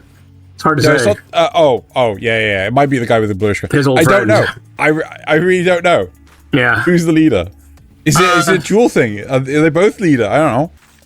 It might be. Yeah, the animation is just as on point as always. The characters are exactly the same as I can remember them. The political intrigue is still great. I love the alternate history of not Germany and not World War One, and how it's so similar. It's like you can tell. You look at the Italians and you're like, oh, those are the Italians, but they're not the Italians in this. They're the Idolo, something like that. And of course, I love all the spitting in God's face, which unfortunately we don't really get to see any of that, other than she says a prayer and then she's like, "Fuck, why do I have to do this? So annoying." Well, not only that, but her hatred for nutcrackers as well. Yes. The intro is an absolute banger. The outro's all right, but the intro is really good. I really only vaguely remember season 1 or the movie, but I remember enough that it doesn't really matter. It doesn't make a difference. Like, I remember Tanya's motivations for this. I remember mostly what the motivations for the war are. And luckily enough, they do actually recap that. But like, really, I'm just... They did. They went over a little bit of the war, like, at the current state of it and how it started. I remember the current state of it. I don't remember how it started, but anyway. After a battle with a bunch of newbie troops, so this season starts with her getting a bunch of newbie troops added to her salamander squad that's made for like fast, quick combat strikes. And unfortunately, no more quick combat strikes for her. She's being bogged down on the Eastern Front, where basically they're kind of fucked currently. They're barely holding their position. But thanks to sweet innocent Tanya, which is the scariest goddamn thing I've ever seen. They figured out that her interrogators have actually been not exactly lying to her, but kind of fudging the actual answers that they've been getting from enemy troops. And she figures out they're not actually fighting communists. The communists are in charge, but they're fighting nationalists. They're fighting people that are just doing this for the love of their country, not their love of the party. And so because of this, they change their entire war tactic, and it works. They actually like start turning the other... is it the Federation? I can't remember which country's which. It might be the Federation. Start turning their own people against them, essentially. Well, no, wasn't the Federation the UK? Yeah, I think you're right. The Federation's the UK. Either way, so they start turning their own people against them by giving them essentially autonomy under their own civil regions. And then we get to the macaroni fuckers. Macaroni fuckers has to be one of the weirdest racist insults I've ever heard of. Anyway, the macaroni fuckers want to end the war with diplomacy to give them a better look on the world stage. But of course, as part of this, they have to observe what's going on in the war currently. They need to know where they stand in terms of possible negotiations. Tanya does a really good job of shocking him into realizing what the front lines are like, and that she would love to end the war anytime, but it's not up to her, But of course, what looks like a promising start to peace talks is undermined by more nationalism. Who would have thought? More nationalism. So Tanya's going to be stuck here for a while longer in the mud and the snow and I guess the snow is gone. It's just mud now. Yeah. I don't really have a lot to say about it because it's just Tanya. It's just nice wartime drama. You get to see Tanya's tactics. We haven't really seen much of the god stuff yet. We haven't even really seen much fighting. It's all been mostly just maneuvering at this point. One thing to touch upon is they are trying to forge an alliance between not Russia and not England, which they the Italians are? Did no. Not England and not Russia were trying to forge an alliance. Oh yes, sorry, right? Yes, not Russia. Yes. So it looks like there is going to be more prominent characters from other sides of the war that will probably start taking the stage more than Tanya, which I'm okay with to an extent, but we came here for Tanya. Yeah. Oh, we haven't even really brought back the other person who's been tasked by God to fight Tanya. We saw a little bit of them right at the beginning of episode 1, but we haven't seen anything else from them since. Where were they based? I think they're not America. No, we haven't seen the Americans at all. I swear we have. I swear the Americans. I'm pretty sure it was not Sweden, because was that the guy with the rifle? No, it's a woman from the first season. I thought she was English. I thought she was. You know what? We don't know these countries. We aren't experts. It's all a fantastic I know is there's somebody else who's been tasked with fighting Tanya because Tanya is still just not giving God his due. Yeah. Mm-hmm. It's a great show. I cannot wait for more. Kill God, get stronger. Kill God, get stronger. Kill God. Yeah. I really, really cannot wait for more. I think episode 4 is out. I just didn't watch it yet because I didn't want to. Is it out? It might not be. It'll be close to it by now because all the late shows are getting their third episodes out this week. This was one of the late ones. So. Like watching the actual strategizing and maneuvering is really interesting, especially when it doesn't always go the way she thinks it will. Mm-hmm. All right. So that was Saga of Tanya the Evil Season 2. Xeno. Oh, the other big one. Tensei. Right.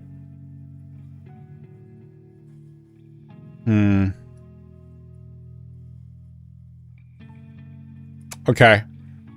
These two are probably going to disagree with me. Must watch 4-star. I give it must watch 3, so you're not too far off. No, I give it 4 as well. Right. So, season 3. So did you hit the buttons, Nasuth? I don't think you hit the buttons. Oh, sorry. Must watch 4, did you say? Yeah, must watch 4. You did. Right.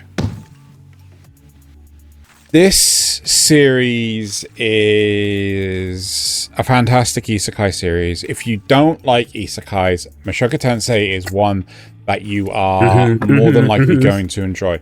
I have known a number of people that have turned around and they've all criticized Rudius's character in the early years of his story.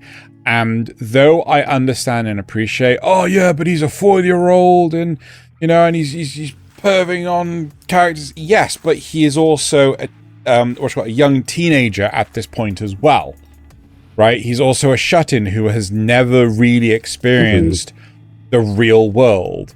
He is very deluded in his actions. He literally had Arrested Development in his former life. He never aged past being a teenager. Mentally. Yeah. And genuinely, I think this is a fantastic series. It's an excellently well-crafted world. The first 2 episodes incredible. The ever-living crap out of this series. And I knock it down because it deviated from those 2 episodes. I was more than happy to have nothing but Eris's return to the narrative. and it just went. Nope, we're going to go back to... damn it. I could have done with some more of those necessary camera angles that anime enjoys. Because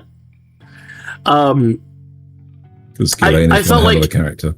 I felt like the blue-haired girl's jealousy was a little bit contrived. I mean, I get it, but like the fact that she went... No, which blue-haired girl? Which blue-haired girl? The actual rival. From the dojo? From the dojo, yes. Right, the daughter. Okay, got it. Yeah. Yes. I get her motivation, but the fact that she went all the way to the school because of it. Yes. I get why they did that. They did that because they wanted to nail down exactly what time period it is at that moment. As well as that inject a little bit of comedy. But like I don't know, that just felt out of place to me. I feel like they could have broken that jealousy streak a different way. No, I think what would have really served well that moment is if they had it in season 2 where she was actually physically there in season 2. You just didn't see her, as you didn't know who this character was. No, I'm 99.9% sure she was not in season 2. But so it would have made it much more, if she is, and I've completely glazed over her, I mean, hats off to the show even harder.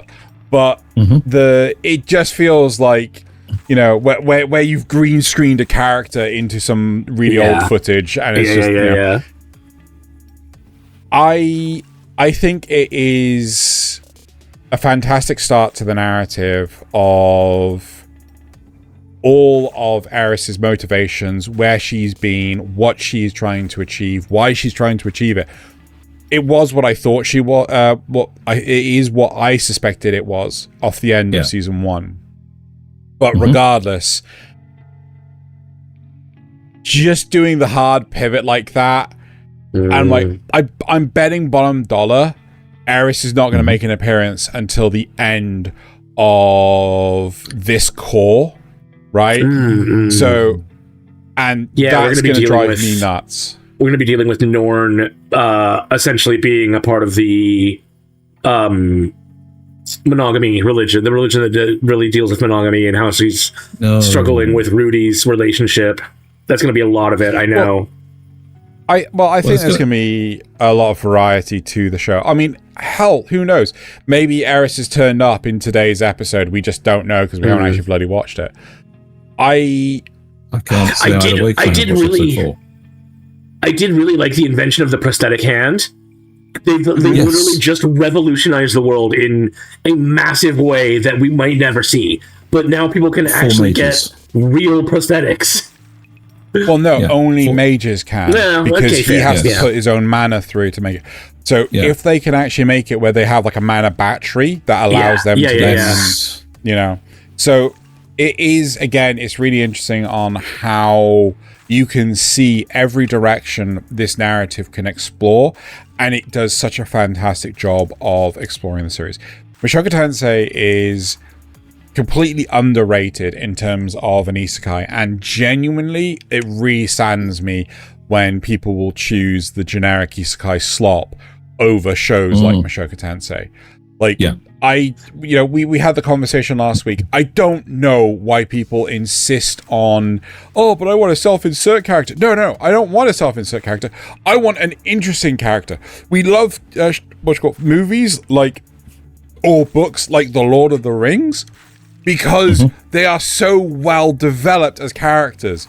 You know, like, you should want to be the character, not like literally be the character. You should want to be like the character, not have the character like to be. You be in the story. Yes, exactly, exactly. But that's unfortunately human nature. Or in the case of Rudy, or even Kazuma, somebody who's so like that you're like, how can they ever redeem themselves? As well. Yeah. And then you watch them redeem themselves. I have to say that when Nasuth feels that the jealousy went a bit too far, I was genuinely laughing through that. It was funny. Don't get me wrong. So I mean, say, well, Eris is going to be single forever, and Eris just boasted that no, she's not single. She's not a virgin. She's not single. She's got Rudy and got this rival's so riled up to find out if he was even real. And only to find he's a famous adventurer. So she wanted to prove he wasn't that great adventurer and hired a private investigator who came back to say he was even better than that. All that stuff was fine. It was only when she went to the school that even though it stayed funny, it was like there's no way that she would give up God knows how long for time on her training just to go to this school to track him down. There's no way. I see. The reason I found this funny is because I actually did have somebody like this in my life. Not a actual rival, I think. It was a guy at work that did not believe half the stories that I told, like my trips to Africa and things, even if I came back with photos. Because this was about 15, 16 years ago. And so it was a lot fresher in terms of stories for me. And of course, phone cams weren't as good, so I actually used real cameras for my trips out. So I didn't actually have a phone I could just show people pictures on. And so, because he's local anyway, he came to my village and walked around and asked people if they knew me, because again, that's where I lived, and I have a lot of friends there that could corroborate my story. And he went. Yeah, but he already lived there. He didn't have to go anywhere special. He didn't live there. He was local. He didn't live there. He's local, but local in England means that you could be, 20 minutes. England's not a very big place. Yeah. No. So it's not that big. So what I mean is he has access to the same workplace as I do on a very short drive. So he's fairly local to the area. Anyway, local is typically not walking distance, Nasuth. Yeah. Yeah, I'm not saying it is. So in any case, so he doesn't live in my little village, which is, 5 miles out of the country from anywhere. And so he goes there, and he even goes up to our pub and asks, says, so, you know Nick, right? And says, oh yeah, no, he's one of our best patrons. They point to the wall where there's literally one of my photos of Africa up on the wall. It's just not the same as taking a horse God knows how long. How far? No, because if he visited South Africa, then it would be the same. No, I get that. No, but so he went, and it's that thing of just going to find out. Bothering real people about it is relatable in my life. Oh, sure, because there's one very, very aggressively weird man, and I went through the whole thing. This is just getting better and better. Like where you met Bardi and got bowled over by him, and then woke up to see Rudy take him out. And it's almost an apotheosis moment. It's just like, oh, I now see him the way that Eris sees him. He's actually amazing, and she's trying to live up to him. Oh my word! And that's a great turnaround for the character when it does. It's the fact it doesn't even need dialogue when she gets back. She just starts practicing with Eris. So I just feel that could have been accomplished before going all the way to the school. But I think it's a minor quibble, really. No, I think one problem is we don't know how far they are from each other because we don't know where Eris is at all. It could just be like a day's journey. Yeah. I mean, like they could be and they just don't know that they're within spitting distance of each other, right? Because fucking Rudy went fucking miles north. We know that much to go find Zenith.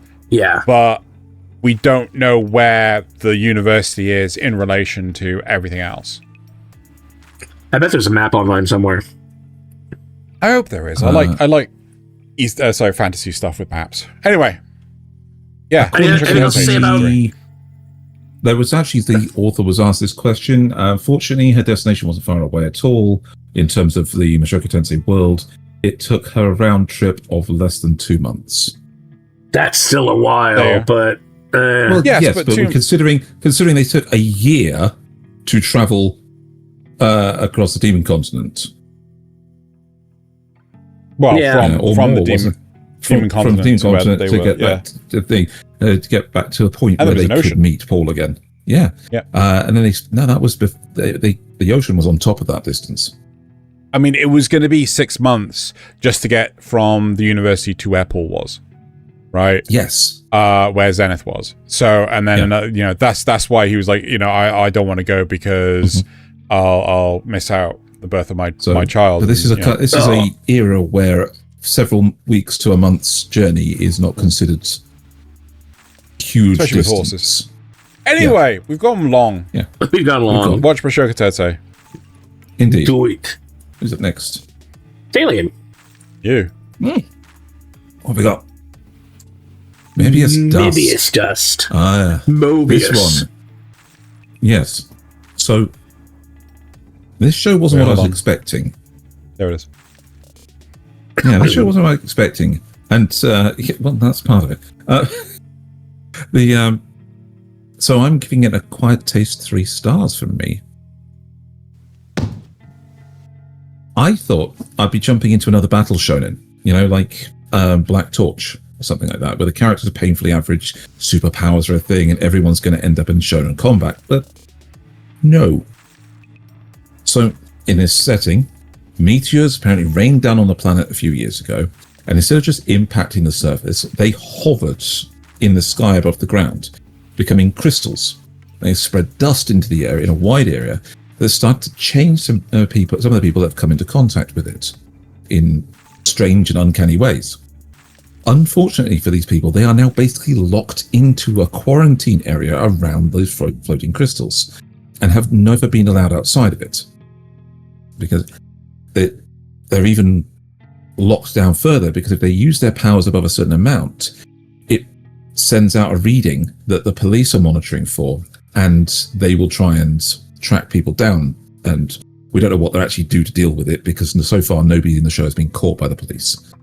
But what this has led to among the youth is a whole new little game where teams of kids are tagging streets with their group stickers, claiming territory as it were, and then defending it by playing capture the flag with their powers, right? Because they can't go anywhere, they can't play sports or anything, and they have to do this while keeping their powers under a certain usage to stop from getting flagged by the police.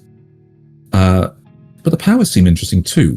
From a girl who has mechanical legs that can manifest motorized wheels for her feet, to one where his spine can grow spikes and a tail as a weapon, and even one that uses powers based on her literal veins and blood. The Mebius Dust, and they actually unfortunately do pronounce it Mebius in the show. I was wrong. They basically replaces a part of your body. They call it a ramus, and it gives you powers based on that. And this is very important because it's part of why affected people can't leave the zone. If they go too far from the crystal, they can't absorb dust, and their ramus will vanish. Okay? And as I mentioned, those parts that the ramus replaces can be very serious, like a spine or your circulatory system, or the character that seems like the protagonist has his literal frontal lobe replaced by a ramus. And it doesn't just revert, it actually just vanishes. Yes. And the series really kicks off with a scientist appearing in their zone to tell them that they're conducting a study, one the world governments haven't done yet for risk of being infected themselves. And it's to see what the ramus powers can do, how much power they can use, and whether there's a way to create dust storage that can allow ramus empowered people to leave the zone and not be horrifically maimed when the ramus disappears. Right? So essentially, yes, they're not being quarantined for their powers because they're worried about what their power they might use their powers for, but because it's for their own safety in this case. Safety, yes. Can you get the sense that? Do you get the? I think there's another side to this. Is if people were to go there, and then the ramus actually starts, they end up losing parts of it, they're stuck there, and they can't leave. Yes, right. And then it's both ways. So, yeah. But do you get the feeling that they're also hoping to they're studying these people now hoping for a way to be able to use them in some way? That's what I'm getting to. Okay, so all right. This first 3 episodes are geared around this exact concept, where the scientist is developing a signal blocker that prevents the warning being sent to police, and he's then getting these kids to play their usual games at full power for a while, basically gathering data on what the ramus can do. And this scientist, Yuda, genuinely just seems to be geeking out about the whole thing. And so it seems like this far, from the information we've seen, it's his handlers that are actually going to be the antagonists of this show. His goal of making dust portable, I believe the higher-ups are going to try weaponizing it, basically bringing empowered people out of the zone to fight for them in wars and things. But a fun note is there appears to be a glowing ghost girl that I think we've seen on the screenshots. Visiting our protagonists. And right up until the end of the third episode, that's all she is. Until she's addressed directly by one of the teams of kids in the games that's just kicked their ass, our protagonist's ass. And the scientist catches her on camera reading her dust levels right at the end of the third episode. So this one could be really, really interesting. It's been entirely replaced with dust. Yeah, it seems like it, something like that. Because this one doesn't seem to be anywhere near as basic as I first thought. There's some real consequences on the line for the people in the show, but the current situations are still all fairly tame, giving it room to scale up in the stakes, right? I like that. I like that it's starting from this street level with the kids, but giving the world some really big consequences if they go wrong. You know, so if everything goes right, they develop a dust battery, then suddenly these people can get involved in military stuff. But if it goes wrong at any point during the time, situation. But if it goes wrong at any time during this, we could end up with mangled and maimed children, which really is. That's a thought. Could they use that? Could they just sprinkle the dust over an area? Let certain people they'll guarantee that some of the people will get the transformation stuff that happened to them, and then because there's no more dust there, because it was a temporary spray, they die. You know, it's like a bioweapon. Dark thought, Nasuth. I don't like where your mind is going with that, but yeah. So they can't influence the crystals. These are just these glowing crystals hanging in the air about 100 feet up. So maybe they could do something like that, but we'll only see. So I have to apologize. Did you mention what? They're just kids, right? Where's the adults? Did I miss that? The adults, they live with parents and things, but this is currently an underground study, so it's only these kids in their games that are being affected by it. So the adults are not being impacted by this? No, well, apparently these shows are being broadcast, so there is a watching audience to see what's going on, but it's like an underground fight ring. You don't talk about it, so we haven't seen their families impacted at all by this, and we've seen very few adults. Are there any adults who've been transformed by the dust, or is it only kids? Well, that's the thing. Some of these are, I believe, close to adults, and there are adults in the zone, so I'm guessing that there have been adults affected by this as well. Yes. Well, I mean, if we it's just we've not been introduced to anybody so far in the first 3 episodes that is an adult that's been affected. Well, the reason I ask is because if it's anything like Charlotte, kids get their powers when they're teenagers and then they lose them when they're adults. So I didn't know whether or not adults weren't affected. Be the case. So there's definitely some older teens, like 19, 18 years old, as well as the younger ones. My other question is, what's the animation like on this? Because these stills are giving me, because the action is quite solid. The designs look nice and clean and everything. The movement's very fluid, so you have a capture flag competition between the girl that has her legs replaced with the Ramus, who can pop out motorized skates from them, versus a girl that has had her ankles replaced, that she generates ice skates, that she literally skates on like ice powers. Right. And that's really well animated, because like the ice skater girl really looks like she's speed skating from all the Olympics versions I've seen. It seems to be really well done so far, but not stand out super amazing like something from Trigger would be. Okay. It makes me think of Tasuketsu. I wonder if it's the same studio, but no time to look into that now. Yeah, we've gone over Move again. on, then. Yes. Yeah, so that was Mebius Dust. Mebius Dust. I get Elegy for the Henchmen, Fist of the North Star. This is going to be a relatively quick one, which is good because we need to make up time. Because these are all shorts. Continuing straight off from the first half of the show. This is actually part 2, not like season 2 or anything. I would love to give this a must watch, like I've given to Fist of the North Star, but I am actually going to give it an acquired taste 5-star. Because you do have to be able to enjoy the fact that it's in a short format. You do have to enjoy the fact that it's really, really, really leans heavily into the comedy side of things, making fun of the Fist of the North Star world, lovingly making fun of it, but pointing out these weird things about it that exist. So they're apparently starting to call this style of show an animatica, which. Not all shorts are going to be in this style, but like this and Rydell was very much like it. It reminds me of, I'm sure I've said this before, reminds me of the old days of like Flash motion comics or If the Emperor Had a Text-to-Speech Device, that sort of thing, where there's a lot of tweening and stretching and, not a lot of actual animation, as it were. Also, quick, goofy episodes, lots and lots of comedy, really easy to watch when it's all out. I would probably edit it into a single episode just so you don't have to watch like the intro and outro all the time. But even then, it's not that bad. So the three episodes are out in the oh my god, these scenes in the first episode. The two different opposing factions meet by chance. Our group and I can't remember the name of the other one. Like the Kingdom or something.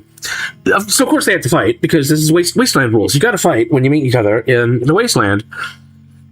One of the enemy soldiers has a flamethrower, and he seems intimidating as ever.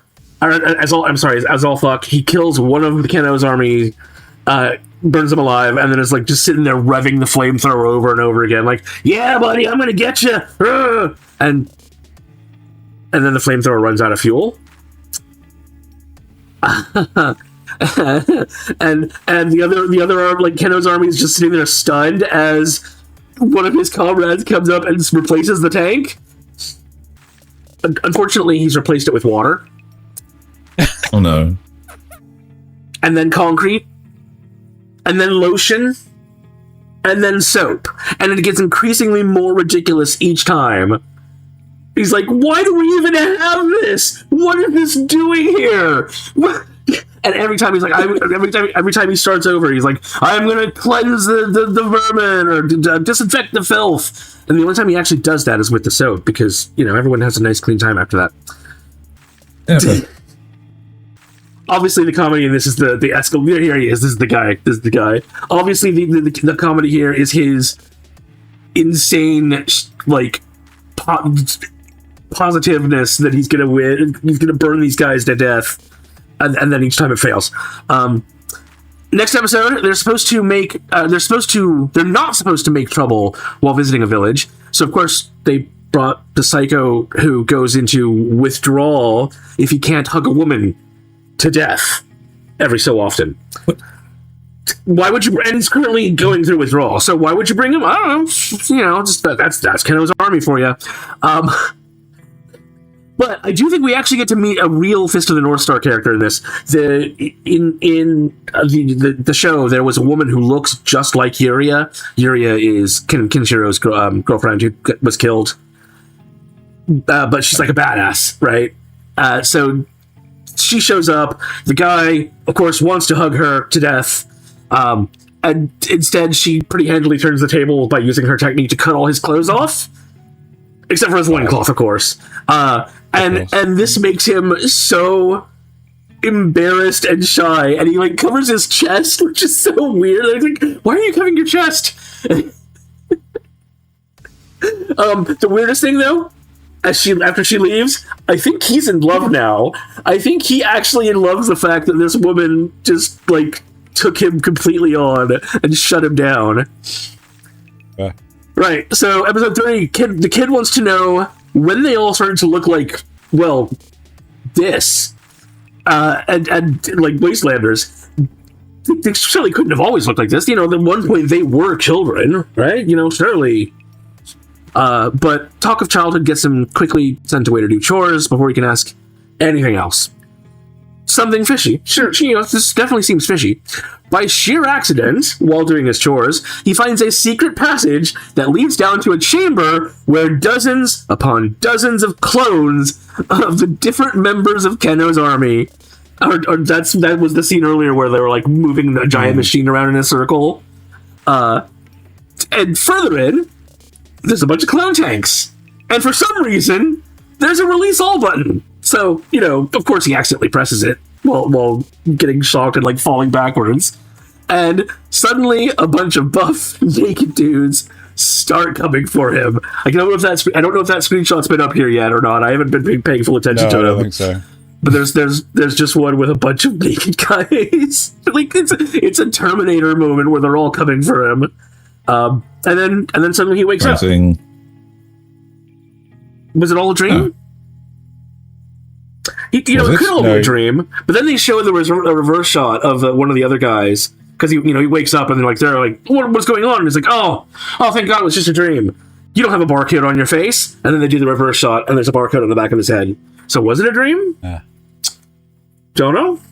I mean, it makes sense. How else would they be able to lose so many people in fights doing the dumbest things, yet still have an army? Not wrong. Right, yeah, that's that show. It is hilarious. It is dumb. Don't expect anything deep. But here's the scene of his clothes getting cut off. If you like Fist of the North Star, you'll probably like this just because of how it's making fun of it. It is hilarious, and you'll quote everything it says. All right, Xeno. I was hoping it would be that one. Yay! Otherwise known as Chain Smoker Cat. I did vet and the images of this, so if there are any inappropriate images, I do apologize, but I did check them all. Right, Chain Smoker Cat.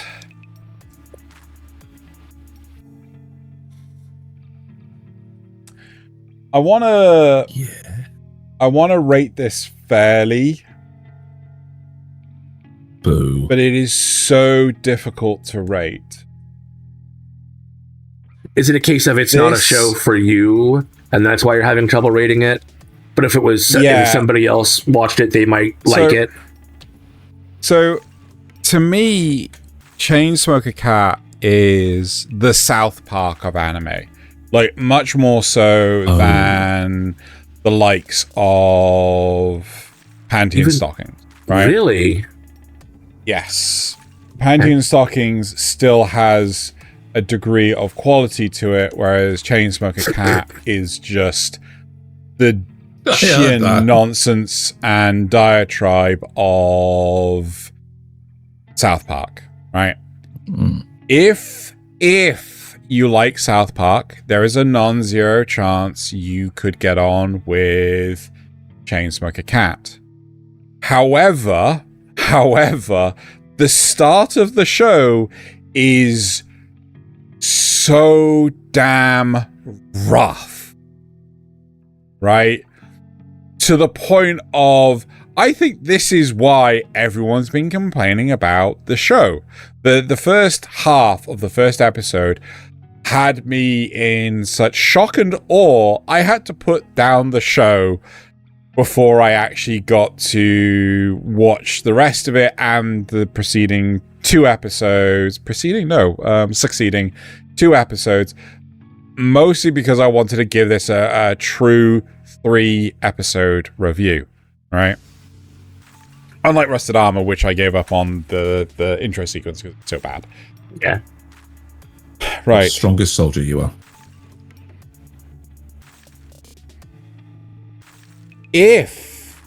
Don't hit the button. If you like South Park and you like slice of life, I would say that this is like on the verge of a 4-star acquired taste. However, I am not a South Park fan. I very much don't like the vast majority of South Park. And to me, this is a 5-star pass. Right? Now, I personally, having not watched it, think Xeno is wrong, and that this isn't trying to be South Park. This is trying to show the downside of being in addictions, because it focuses on very different addictions.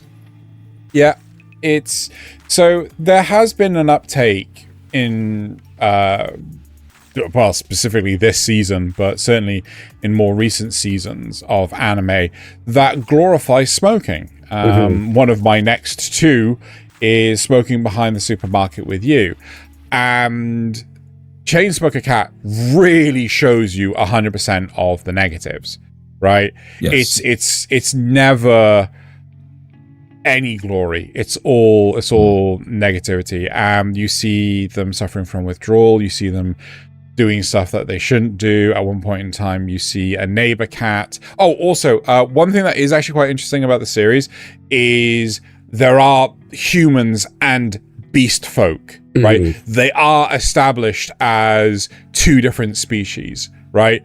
At one point in time, for shits and giggles, Chainsmoker Cat, literally her name, ends up putting nicotine patches on the back of her landlord's head, the guy that is, bald and everything.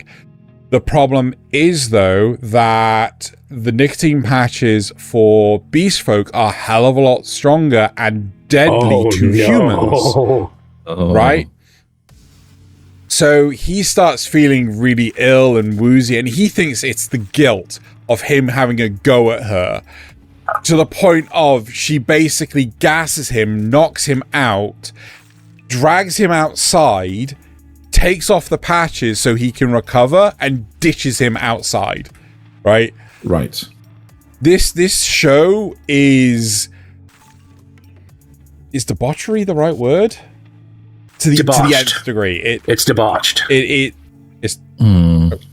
I mean, they're all the beast folk seem to have no sense of propriety, standards, morals. Well, in the scene right now, you see like one of the characters, she's got a microphone. The idea is that they're supposed to be doing public announcements in one of those streetcars with speakers on the outside, right? But they start getting Chainsmoker Cat to fart into the microphone instead. So that they stop doing the public announcements and they start farting on the microphone. So all the cat people we have encountered are completely dysfunctional. Could they basically be saying that people who get in this sort of situation are essentially animals? They've given up on society and humanity, and they just sort of do whatever they want? I think there's another side to this. There may be the foreigner influence. Because they do talk about how beast folk aren't from this city, right? They've come to this city, and it's like some good old xenophobia. It could be. It genuinely could be, but at the same time, it was a very fleeting passing comment. Correction. There is one functional cat person who is a streamer, right? That's but they're still like introverted. They have 0 social skills, so on and so forth. Apparently, beast folk don't have last names. They can actually go to a government building to get last name and things like this, and you do see that story. However, she tries to actually have a last name that has an asterisk in it, but that is not allowed. And the human administrative staff assume it's supposed to be a cat butt. So they call her, like, instead of energetic angel, it's energetic anal angel. Yeah. Oh, no. Yeah. So it's a stupid series. Honestly, it's not for me. I am dropping it. I did give it a go, but it's not as bad as a lot of people made it out to be. But the first half episode, I haven't even spoken about that. That is disgusting and rough, and like it is like woof. You know, make sure you haven't eaten anything before you watch that episode. I'm not kidding. Mm. Right. Okay, well, that was... Like a cat. Yeah, I was looking at that. That's amazing. Oh dear. That was Chainsmoker Cat. Yep. Thaylien. The world's strongest rearguard. Oh, saving the best for last, I see. Seems like it, yes. So, the world's strongest rearguard is... And nothing special for. I'm shocked and awed. We've got 2 nothing specials from Thaylien in the first. We're whittling him down as we're breaking him. Indeed. So this one is a kind of a very standard isekai so far, but with a lot of the city power scaling that happens in the first few episodes of those cut out. So the gist is simple. Lots of people that die go to this new world and register as seekers at the guild to explore labyrinths.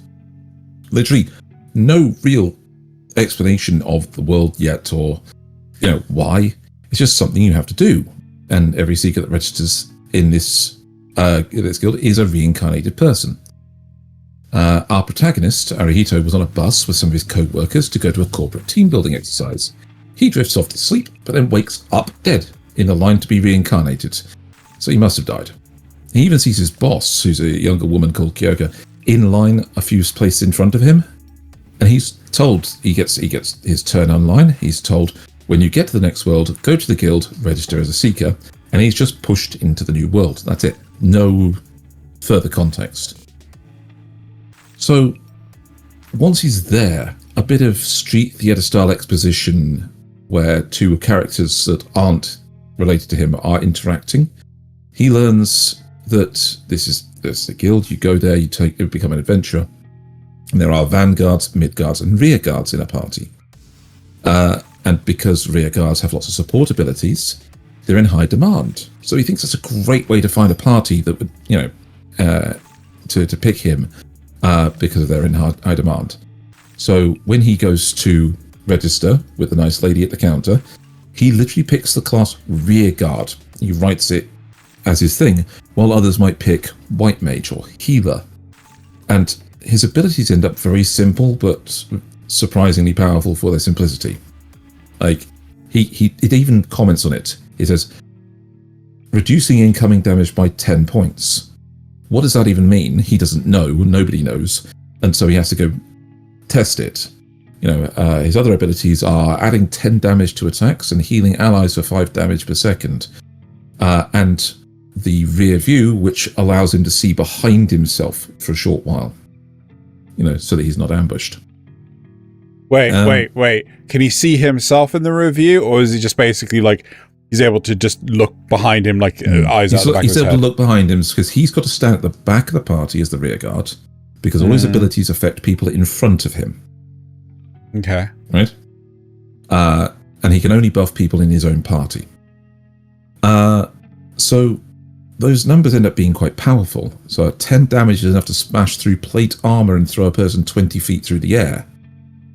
It's significant, and he finds out that are organically in a fight because he chooses the defensive one, block 10 damage, and he's able to block damage from a monster against somebody else that previously broke through their armor and knocked them about. What's up? Can we coin a new genre of I'm the best at what I do and it's boring as shit? Kind of, yeah. I call that video game isekais currently. Anyway, so yeah, there's obviously a little shield hero going on here because the first thing he's gifted is some mercenary tickets to go and hire a mercenary to be his vanguard until he finds his footing, and he hires what's called a lizardman, a girl called Teresia. And here's the weird bit. This is where it gets in a bit unique because this is actually Teresia in the screenshot here, but you can't see it very well. Demi-humans in this world, beastmen and things like that, aren't really beastmen. They're other adventurers that have died in the labyrinths. You can't actually die in this world. You get brought back as a demi-human, and you can't talk, speak, you can't respond to things usually, other than basic commands and battle, and you can't remember anything that's happened to you. But some of these demi-humans have regained their humanity and become full people again, under certain circumstances, not really explained yet. So his goal when he meets this Teresia is to save up enough money to buy her out of the Mercenaries Guild, make a permanent part of his party, and give her memories back. His former boss is an ex-recruit, a Vanguard Valkyrie job. He saved her from a monster in the labyrinth, and then more and more characters join over the first 3 episodes. People on screen. The show didn't seem all that good to me until episode 2, where the mid-roll sting had 2 of the characters posing. I mean, we just saw it in the screenshot there. Hair flowing in the wind. The first one gives a standard line about looking for a rearguard, but the other just said, "This feels like a shampoo commercial." And for some reason, that just hit me in the funnies at the time. And then for further funnies, since Arihito's skills affect his party outside of combat too, he tries to go to sleep in the dormitory with his new, with his boss, who's now just joined his party. When he turns over in his sleep to face her, it literally wakes her up because his healing skill activates on her through a curtain across the room. Oh, okay. So, because anyone in front of her gets the buffs, got it. Sorry, in front of him. Yes. So I hadn't thought of the idea of them working passively outside of combat and just waking people up because suddenly I'm feeling very vital right now. I'm getting over heals. But it doesn't seem like anything special so far, but if it stays this harmless, it's not going to be hard one to stick with for the season as my worst one. I may drop Black Torch, but this one just seems, like I wouldn't mind having this be my time filler among the other good ones we've got. You see what I mean? Why do so many of these shows exist? Why? Because the people that grew up watching anime are now making anime themselves. And they're not very good at it. Because being a salaryman is boring. Yes. That's what I'm thinking. Like they used to be salarymen, and then they gave up. That's what it feels to me. And I get it. I get it. Do what you love, right? If you love writing this stuff, 100% go for it. But come on, man. Write what you know. I know video games. Yeah, exactly. Sorry. Yeah. Yeah. So that was the world's strongest rearguard. Okay. All right. Which one will I get? Dun dun dun. Samurai Troopers Part 2. Yoroi-Shinden. Yeah, it's just new Samurai Troopers, like the English translation, but regardless. So I don't actually remember what I gave Part 1. It's been a while, but this is an acquired taste for maybe a little higher if you're a fan of the original. Although maybe a little lower. Oh no, I do know what it was. It used to be an acquired taste 5. Haha. So I did bring it down a little bit. I'm kind of sad we're unlikely to see the original Troopers in action again outside of the one scene from Part 1. But they were still treated with respect while passing on the torch, as it were. So I don't mind it. It's not as bad as Thundercats Roar, that's for sure. Or Crystal Skull. Yeah. Teen Titans Go. Hurt my feelings. Yep. There are some things I don't like they've added a kind of a chosen one trope that of the divine force turning out to be bad, that sort of thing. But it's still overpowered by the sheer joy of a simple, fun action show that they mostly understand and match up to the original. So it's fine. I do like the first half more so far because it's closer to the original, but I'm willing to give this a chance to continue, doing its own thing. It's earned that, as it were. I also like that it has June playing a bigger role this time too. So June is the kid from the first series that has now grown up to be the replacement of the monk from the first series. So he can channel divine energy and stuff. We get a little bit of history about Ramaga and how he also a guy and the other oh god, what are they called? The generals, the warlords, the guys that served Ramaga. All their past. Turns out that Ramaga is actually, and the kids are all from the divine realm originally, but his lust for power, his lust to get the sacred treasures and summon the armor of the emperor would basically got him kicked out. He got his ass kicked. He ran away with the kids and turned out and decided, we're going to go to the demon realm now, and we're going to start gaining power there, so we can eventually go fight the Celestials again. That's okay. That's all right. But I kind of hate the fact that now we have this chosen one thing for Guy, because now Guy is housing Ramaga's soul as well, and he can use his powers. And oh my god, I hate it. I hate it. But yeah, it's fine. We've got a new character. They got rid of the old commander that was in charge of them because turned out she was working with the demons to try and get Rio back. Rio is the guy on screen right now, is one of the original troopers. So the new one, she's a real hard ass when it comes to anyone except Rio. She has a bit of a hero worship thing on Rio going on with him. The general story of this half so far is a new barrier has appeared over Tokyo, but this one looks like Aurora, like an Aurora.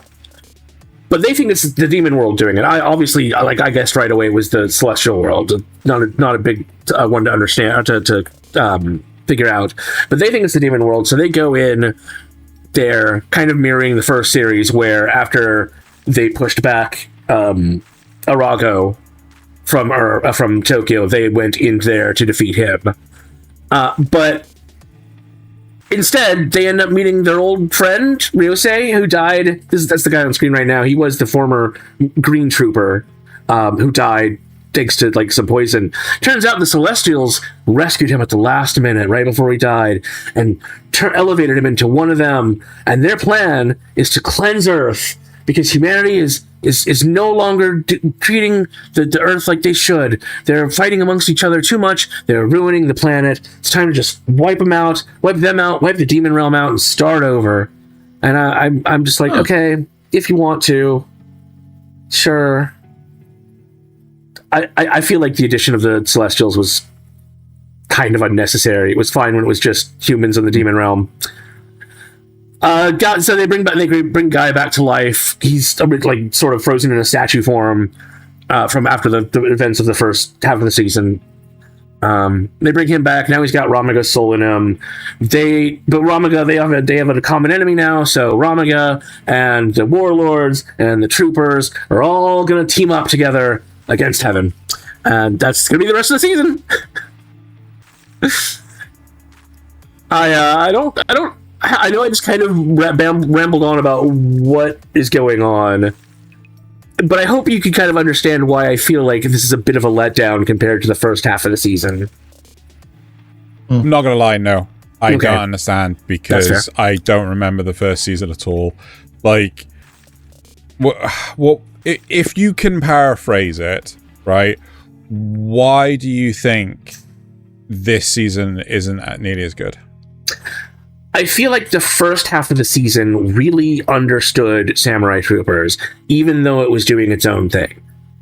And I feel like that this season is much more trying to make its own mark. And in so doing, it's kind of moving away from things from the original series. Not necessarily a horrible way. Like I said, they're treating the troopers with respect, but the fact that they'll never be able to come up again. It's all about the armor of the Celestial Emperor now instead of the armor of the Inferno. We don't understand why there are different armors now. It's very strange. So, do you feel like this is a natural progression from the first half of the series, or do you think it's just like, no, this feels like they've just done a hard 90-degree turn, done a handbrake turn, and just gone off the course? Yeah, I think so. I think that's it. The first half ended on such a solid note where Guy dies, but the demons are defeated, and now it's like, well, we got to add all this other tokusatsu stuff in there that is in other shows. That's fair enough. Anyway, I am going to keep watching it because I am still enjoying it, but it's just not as good as it used to be. Not quite. So that was New Samurai Troopers. Xeno gets... Young ladies don't play fighting games, which I now have to find the... There it is. Cool. Alphabetically. Is it I don't think it is, because it started the board for me. Anyway, that's besides the point. Okay, so as a bit of a caveat, I actually really am starting to enjoy these shows where female high school characters are breaking social norms, right? We saw this with Bashi the Rock, we saw it with Rock is a Lady's Modesty, and now we have this, right? So in Young Ladies Don't Play Fighting Games, the freaking title basically spells out the premise of the show. The nice thing about this is they use Street Fighter 6 literal footage from Street Fighter 6. They haven't made their own game. They haven't done some weird CG shit. They are actually pulling footage from Street Fighter 6. Like with full licensing.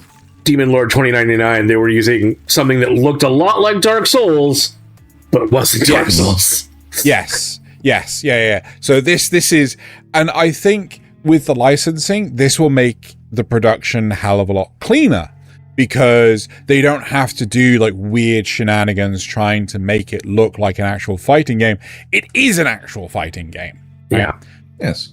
But and one that other people know and can relate to. Yeah. Relatability again. This actually, weirdly enough, when I was ragging on, which was the one, the Rearguard one? What was it called? World's Strongest Rearguard, right. Yeah.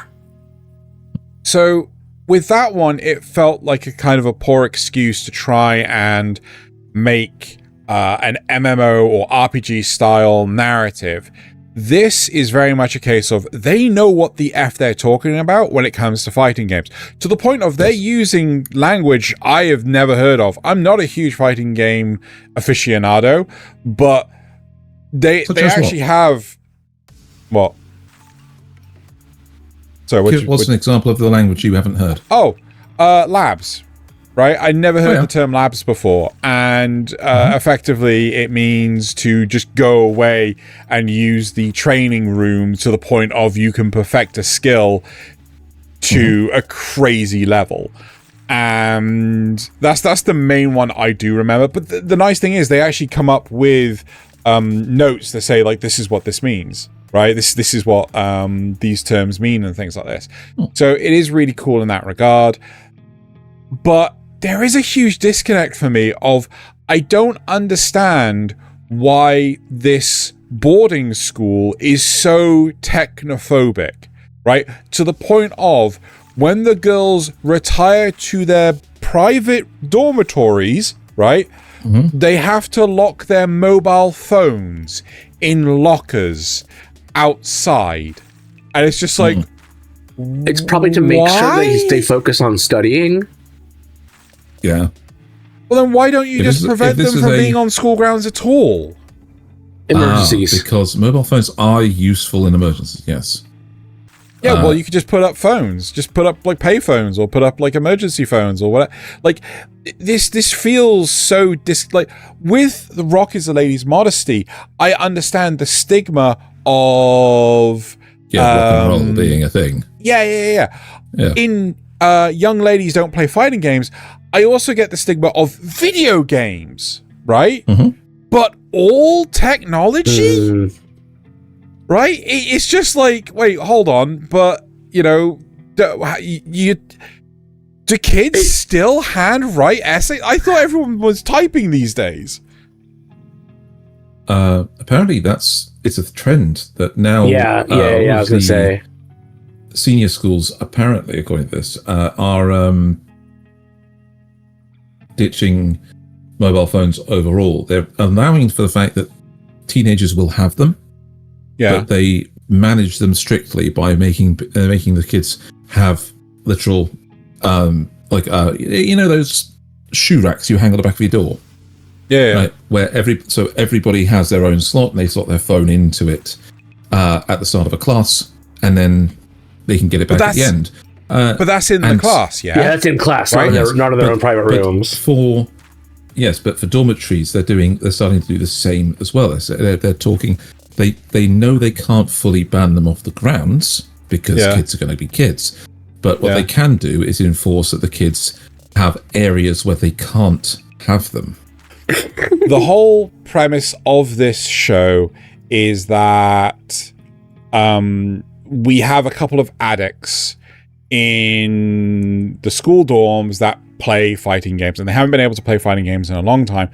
One of them runs into the other, who's playing in the classroom on a laptop using an arcade-style pad, and they're just trying to find ways to be able to play games and relax in the things, and just have fun. Weirdly enough, all the other girls seem to do is study. That's literally all they do. They just talk about studying and nothing else. So that does not seem healthy to me in the slightest.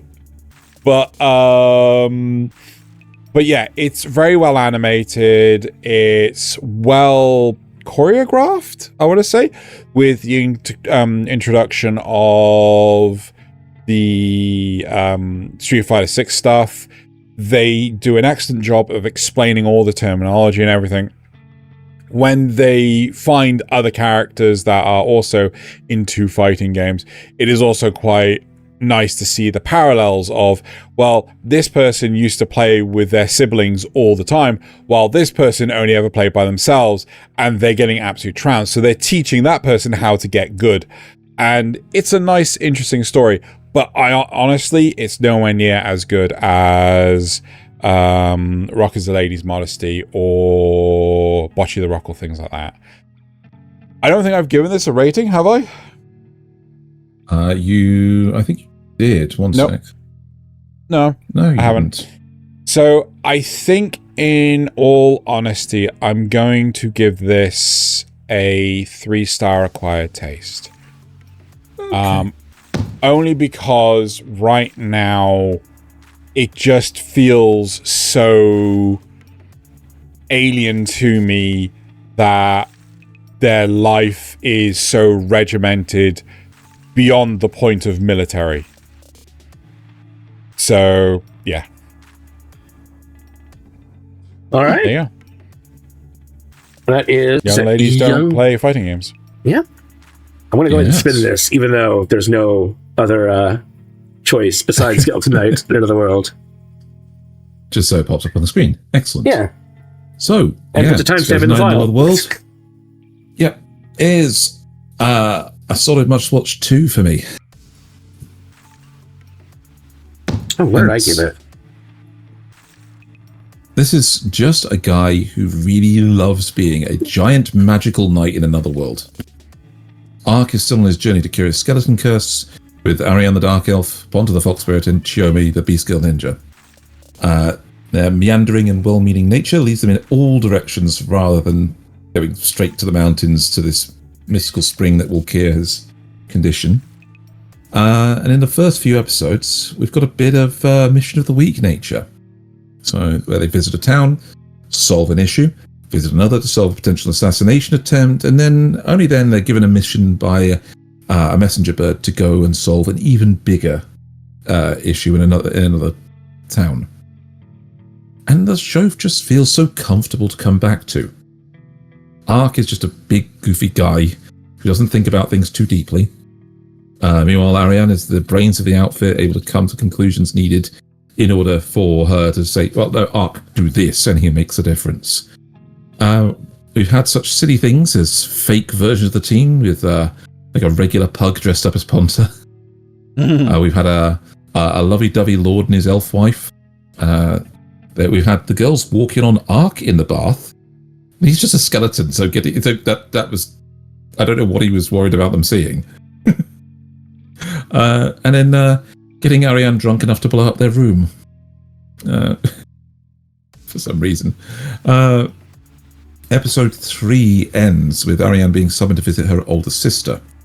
And we can only assume from the way that the message is talking, because it's a talking bird, that the older sister is going to be a fun, silly character to meet and set up something equally fun and silly. So, while the plot has seemed a bit aimless for these first 3 episodes, it really does set the tone that we can expect from the show. So, Ark's just going to be this big and goofy guy that's towering over his opponents menacingly or falling off buildings because he teleported to what he thought was a safe landing spot. The show is not serious, and it's really nice to have an adventure show where the main character is aware of how to have fun. Don't you think? I'm after your guys' opinion on this, because I felt that the return to the show was very... It's as if it never took a break. Oh yeah, 100%. Right? Yes. Picks up right where it left off. The continuation of the narrative feels like there was zero breathing room. And I don't know if that is a positive or a negative, because I haven't watched the first season in quite a while, and it just felt so disconnected as to what are we doing? I thought we were trying to go to spring. Wait, what's going on? I'm a bit lost. Yeah, that's my only... say that, which is great. They go in the first episode. They say, "Well, we were supposed to be going this way, but you wanted to help an old lady get home. You wanted to do this. We had to go do that. Yeah. And and he mapped it out. So we were supposed to go here, from here to and here. We've got all the way the other way. It's just arc being arc. This way, and then we're going back the other way. He would rather help people before worrying about himself, because that's just how you do. No, you are It's right. how a giant paladin does. The one thing that kind of bothered me is that they set up the first group of slavers as being part of a larger organization, and then they run into another group, and he just kills them all. They don't save any of them to question, but clearly they seem to be part of the same larger organization. Why would you not? Because another person shows up for it. Yeah, that already did exist in that other group. He's like the son of the noble. Yeah. Why would you not? Why would you not keep one of them to question them? That was.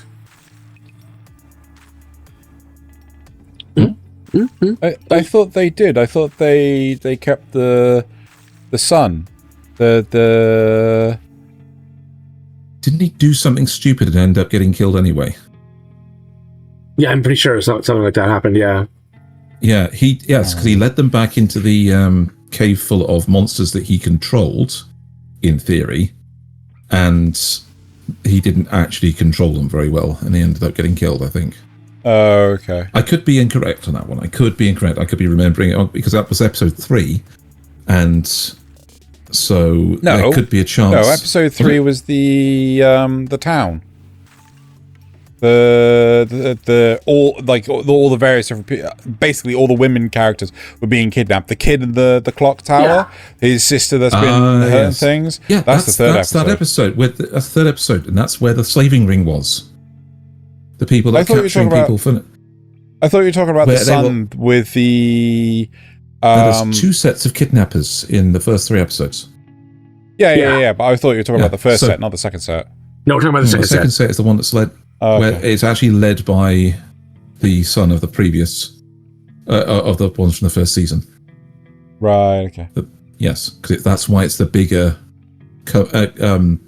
kidnapping ring and has bigger and has monsters under their Words. control. Lots and lots of words. Anyway. Yeah. Yes. All you need to know is that episode had an annoying flute song that was like a 2-second loop on repeat, and it was really annoying. Oh. Yeah. Yeah. You really could have done better with that. It's a good series, but I think it's this one. I feel like I don't know. I just feel like it would have been nicer to have a cleaner start, just like the first season. It just feels so. We've jumped straight into fifth gear, and we're expecting but you complained about Frieren doing that, and now here they are, just Dude, I literally asked the pair of you what you thought about that. I didn't have a problem with it. Okay, fair enough. I didn't have a problem with it at all. I'm actually really glad that they just went, come on, keep up, we're up to speed again. Okay, fair enough then. I'm noticing a pattern in these reviews. Is there's now the third show where Xeno's having difficulty because he doesn't really remember the earlier season very well. I've watched so much shit, man! I felt that way with Dorohedoro for a while until I got my footing again and was like, oh yeah, that's, yeah. Fair. So, I can relate to that. All right, and now for my final one. Jaadugar, a witch in Mongolia. This is another historical one, but this is actually like sticking much closer to the original story, like legend, as far as I'm aware of. I do have a Kuwaiti friend, who is waiting for the entire season to come out before he watches it. But like, from what I've vaguely told him about it without spoiling anything, he's like, yeah, that sounds about right. That sounds like the real story. So this starting out strong. I might be a little bit hard on it, but it's a must watch too. Because again, it's historical. I love historical stuff. It's not quite as good as Orb, but it is close. It is up there. This is definitely Science Saru experimenting with art styles again. I mean, just look at this. It reminds me of I don't. There's a vague memory I have of like really old 80s cartoons that looked like this. Either way, it's very, very non-standard, but it does tend to stay on model for the models that they do have. And in a weird way, the style kind of makes scenes even more, certain scenes even more stark and shocking, like, the murder of an entire group of townspeople by the Huns. It may kind of seem like, so in the main character, the witch, as it were, the little girl, she's a slave. Her parents died, and she inevitably was put into slavery, and then the slave master convinced a woman named Fatima to take her in and teach her to read and stuff, because she might make a good companion for a noble someday, and so you might think that they're whitewashing it a little bit, because they do, they treat her very well. She's taught, like I said, she's taught to read, she's taught to learn. The woman almost treats her like a daughter. But this is actually kind of accurate to this period specifically of early to mid Islamic history. There was still slavery, and that is bad. There's no getting around that. But they were encouraged to treat slaves very well. They could even earn money. They could buy their freedom, and people were encouraged to set them free just in general, because it was seen as a way to make up for any sins they might have done. Doing this really good thing could make. So you have to take that into consideration when you're watching this. But again, not going to say that slavery is a good thing in any shape, way, or form. They still should not have had slavery at all. But what are you going to do? It's a bit of history seen through the eyes of the people who would, of course, want to put it in the best light possible. Even this is Science Saru making it, but the story is Islamic. But it's not afraid to have the boy be dissatisfied with like the answers Islam specifically gives to his questions, and so he goes off on his own studies to try and learn the real truth of the world. And this also gives Chitara, who's the main character, the girl, her own thirst for knowledge, which carries her through when, the Huns show up and kill everyone.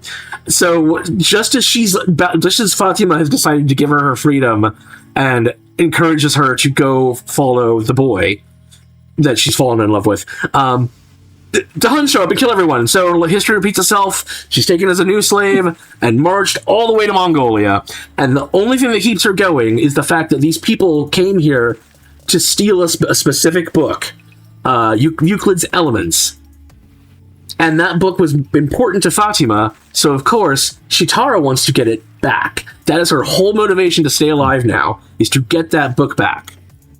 So far, that's been really interesting to see that, they go in depth about, the march and how rough it is. One of the other slaves dies because she saw her husband murdered in front of her. And so she just refuses, stops eating and everything. She withdraws into herself and eventually dies. It's rough. It's rough.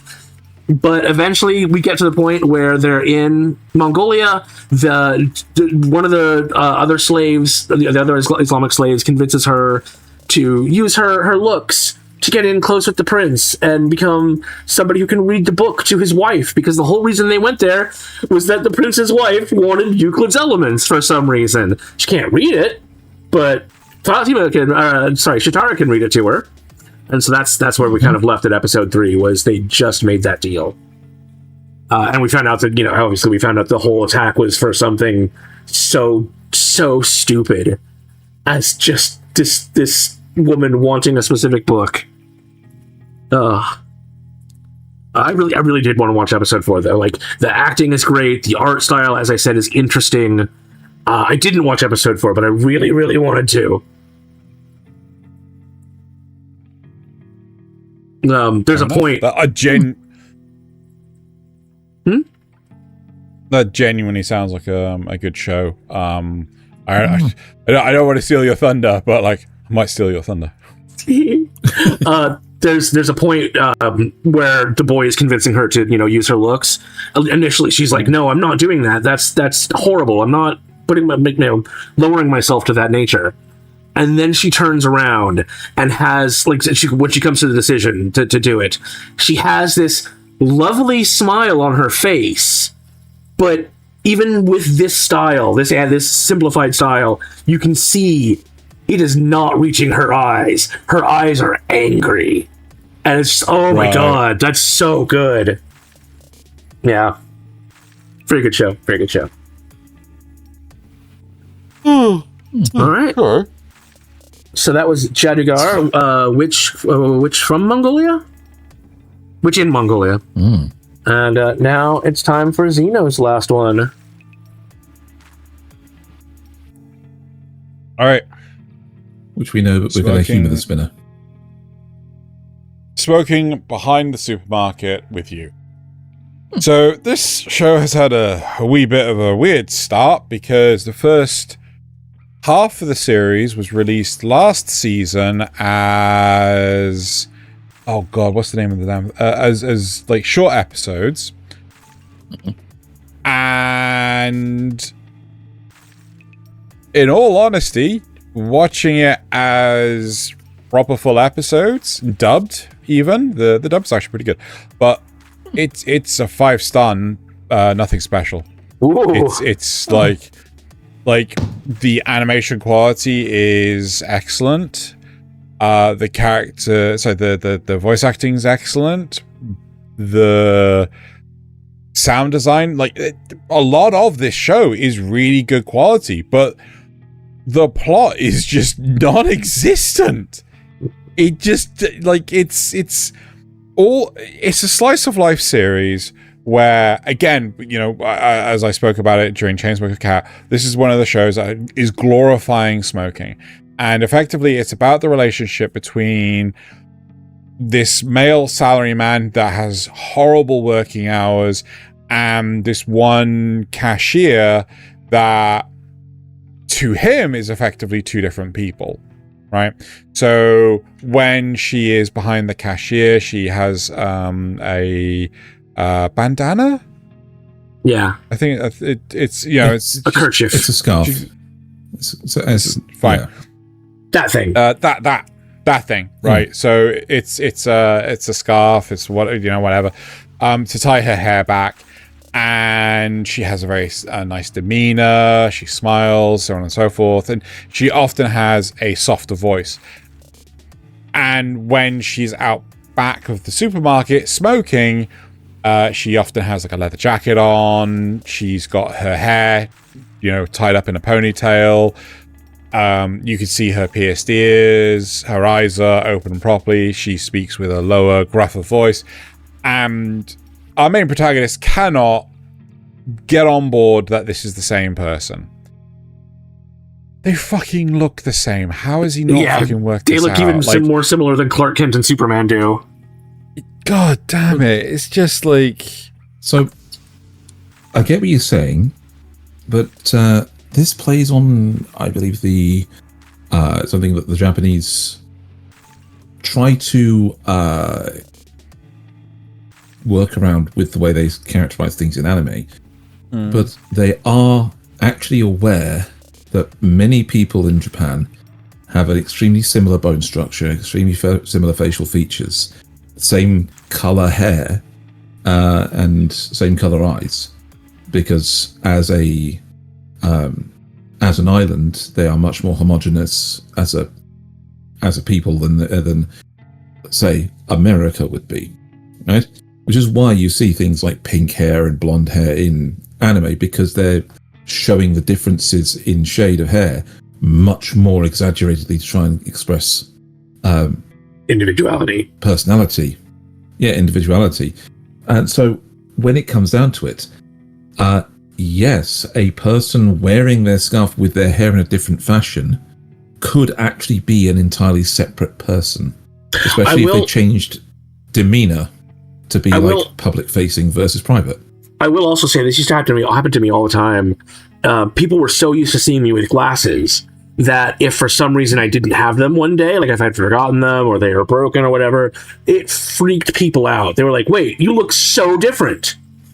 Part of the problem is that I think if you, as you highlighted, Thaylien, the whole thing with the hair designs in anime, like, that is supposed to exemplify or exaggerate the differences in characters. Mm-hmm. Fair enough.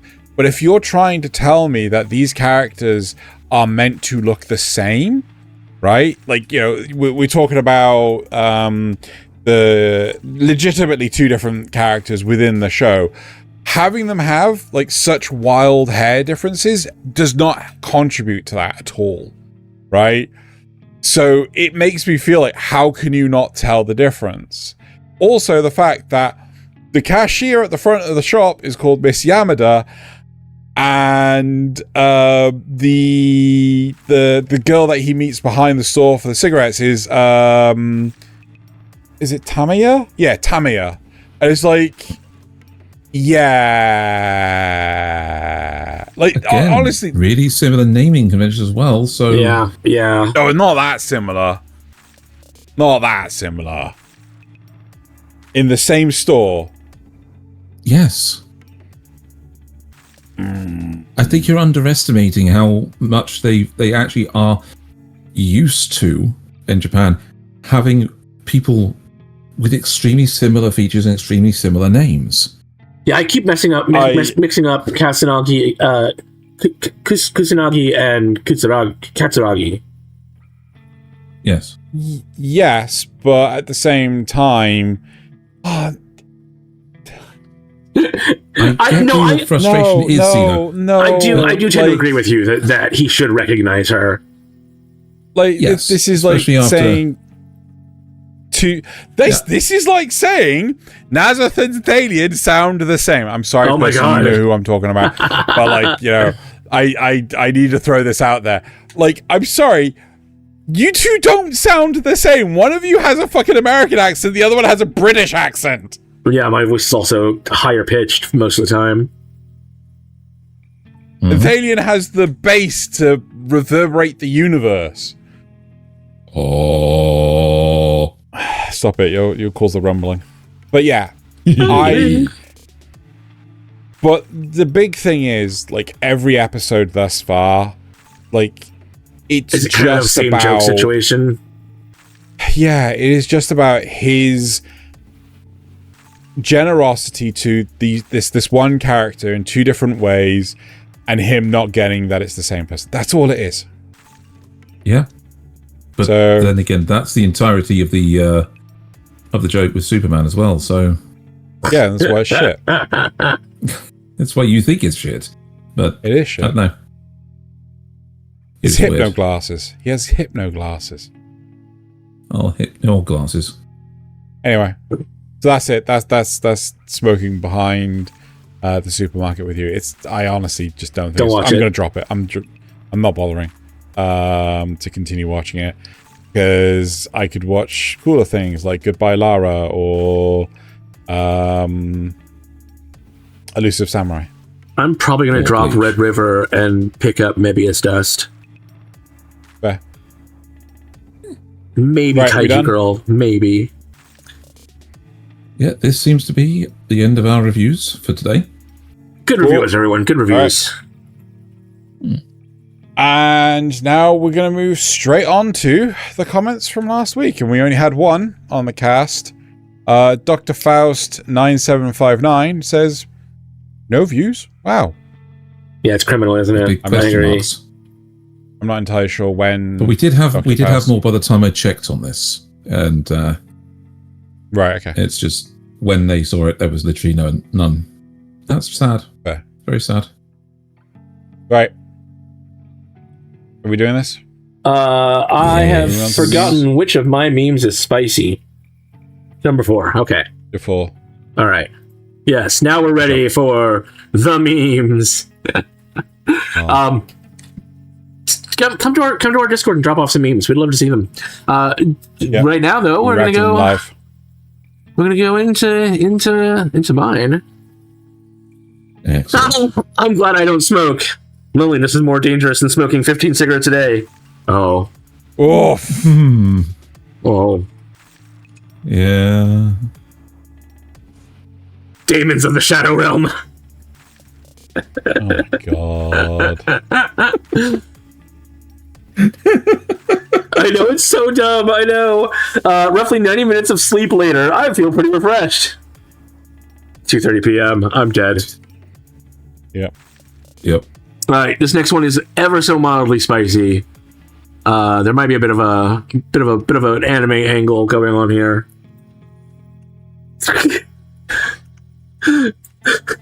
Bro, on God, I ain't Captain Shy Ass was this big. No cap for real. God. Next one's a video.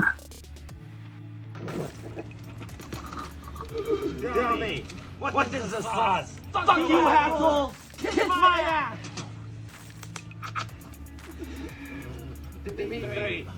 Get another bucket and turn it up.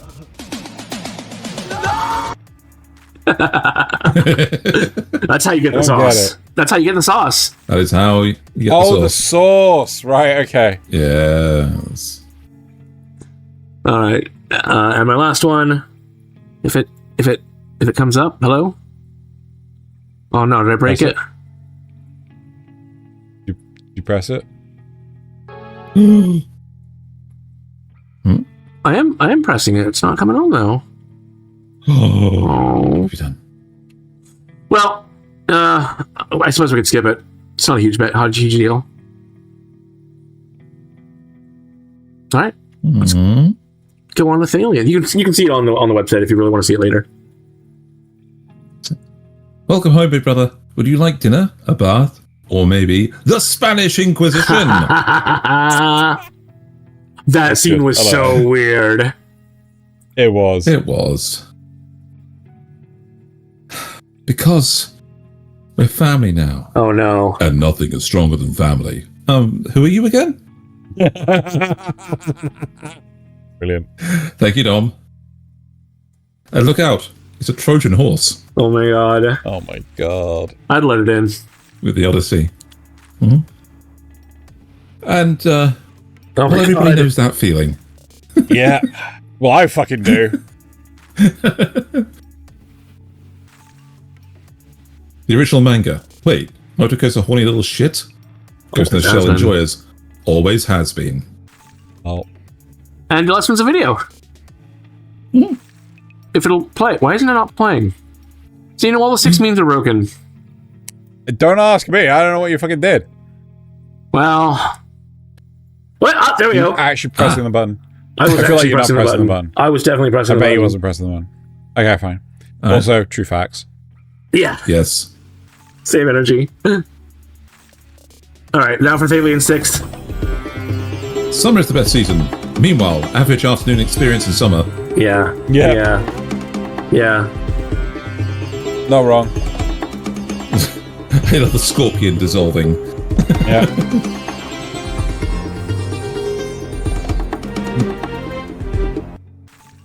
Oh dear. Alright, Xeno, here we go.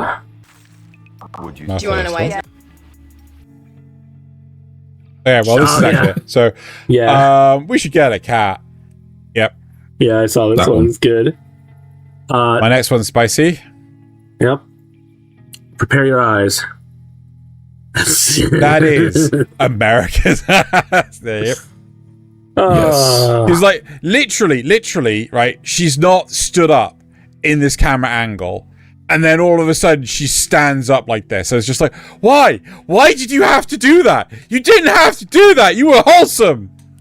Honestly, I had a similar experience with Bleach this season because they've released episode 1 only, which is why it's late and why I'm not reviewing it.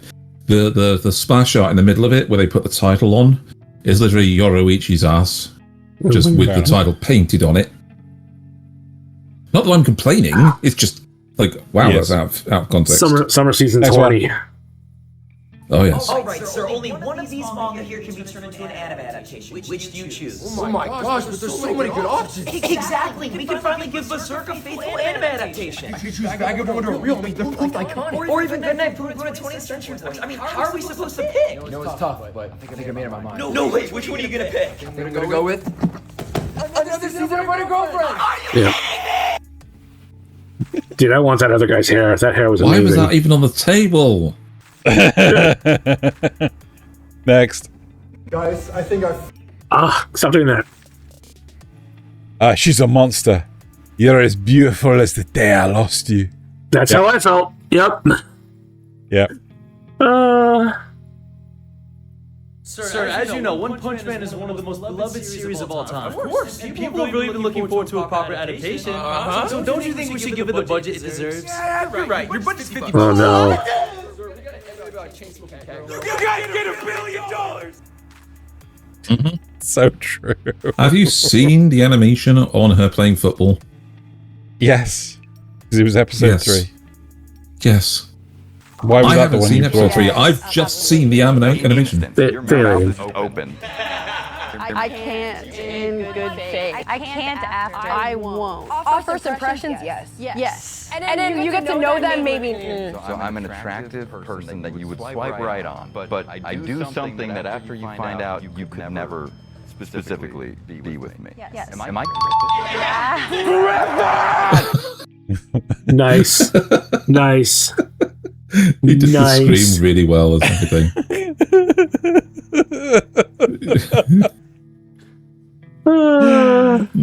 Oh, I couldn't help it. Right. Well Well, played. that's it for the memes. That's it for the episode. That's it for the show. And now, And in fact, wait, hold on. if you scroll down, there's even a What? Next week on there's even Kanpai a Cast, next week. Xeno dives No, I'm deep not into reading that. Pokemon Right, waifu so culture. thank you. No, thank you for watching and or listening. And now it's time to bottoms up in Kanpai. Kanpai. All right, we'll kickflip. Oh, well.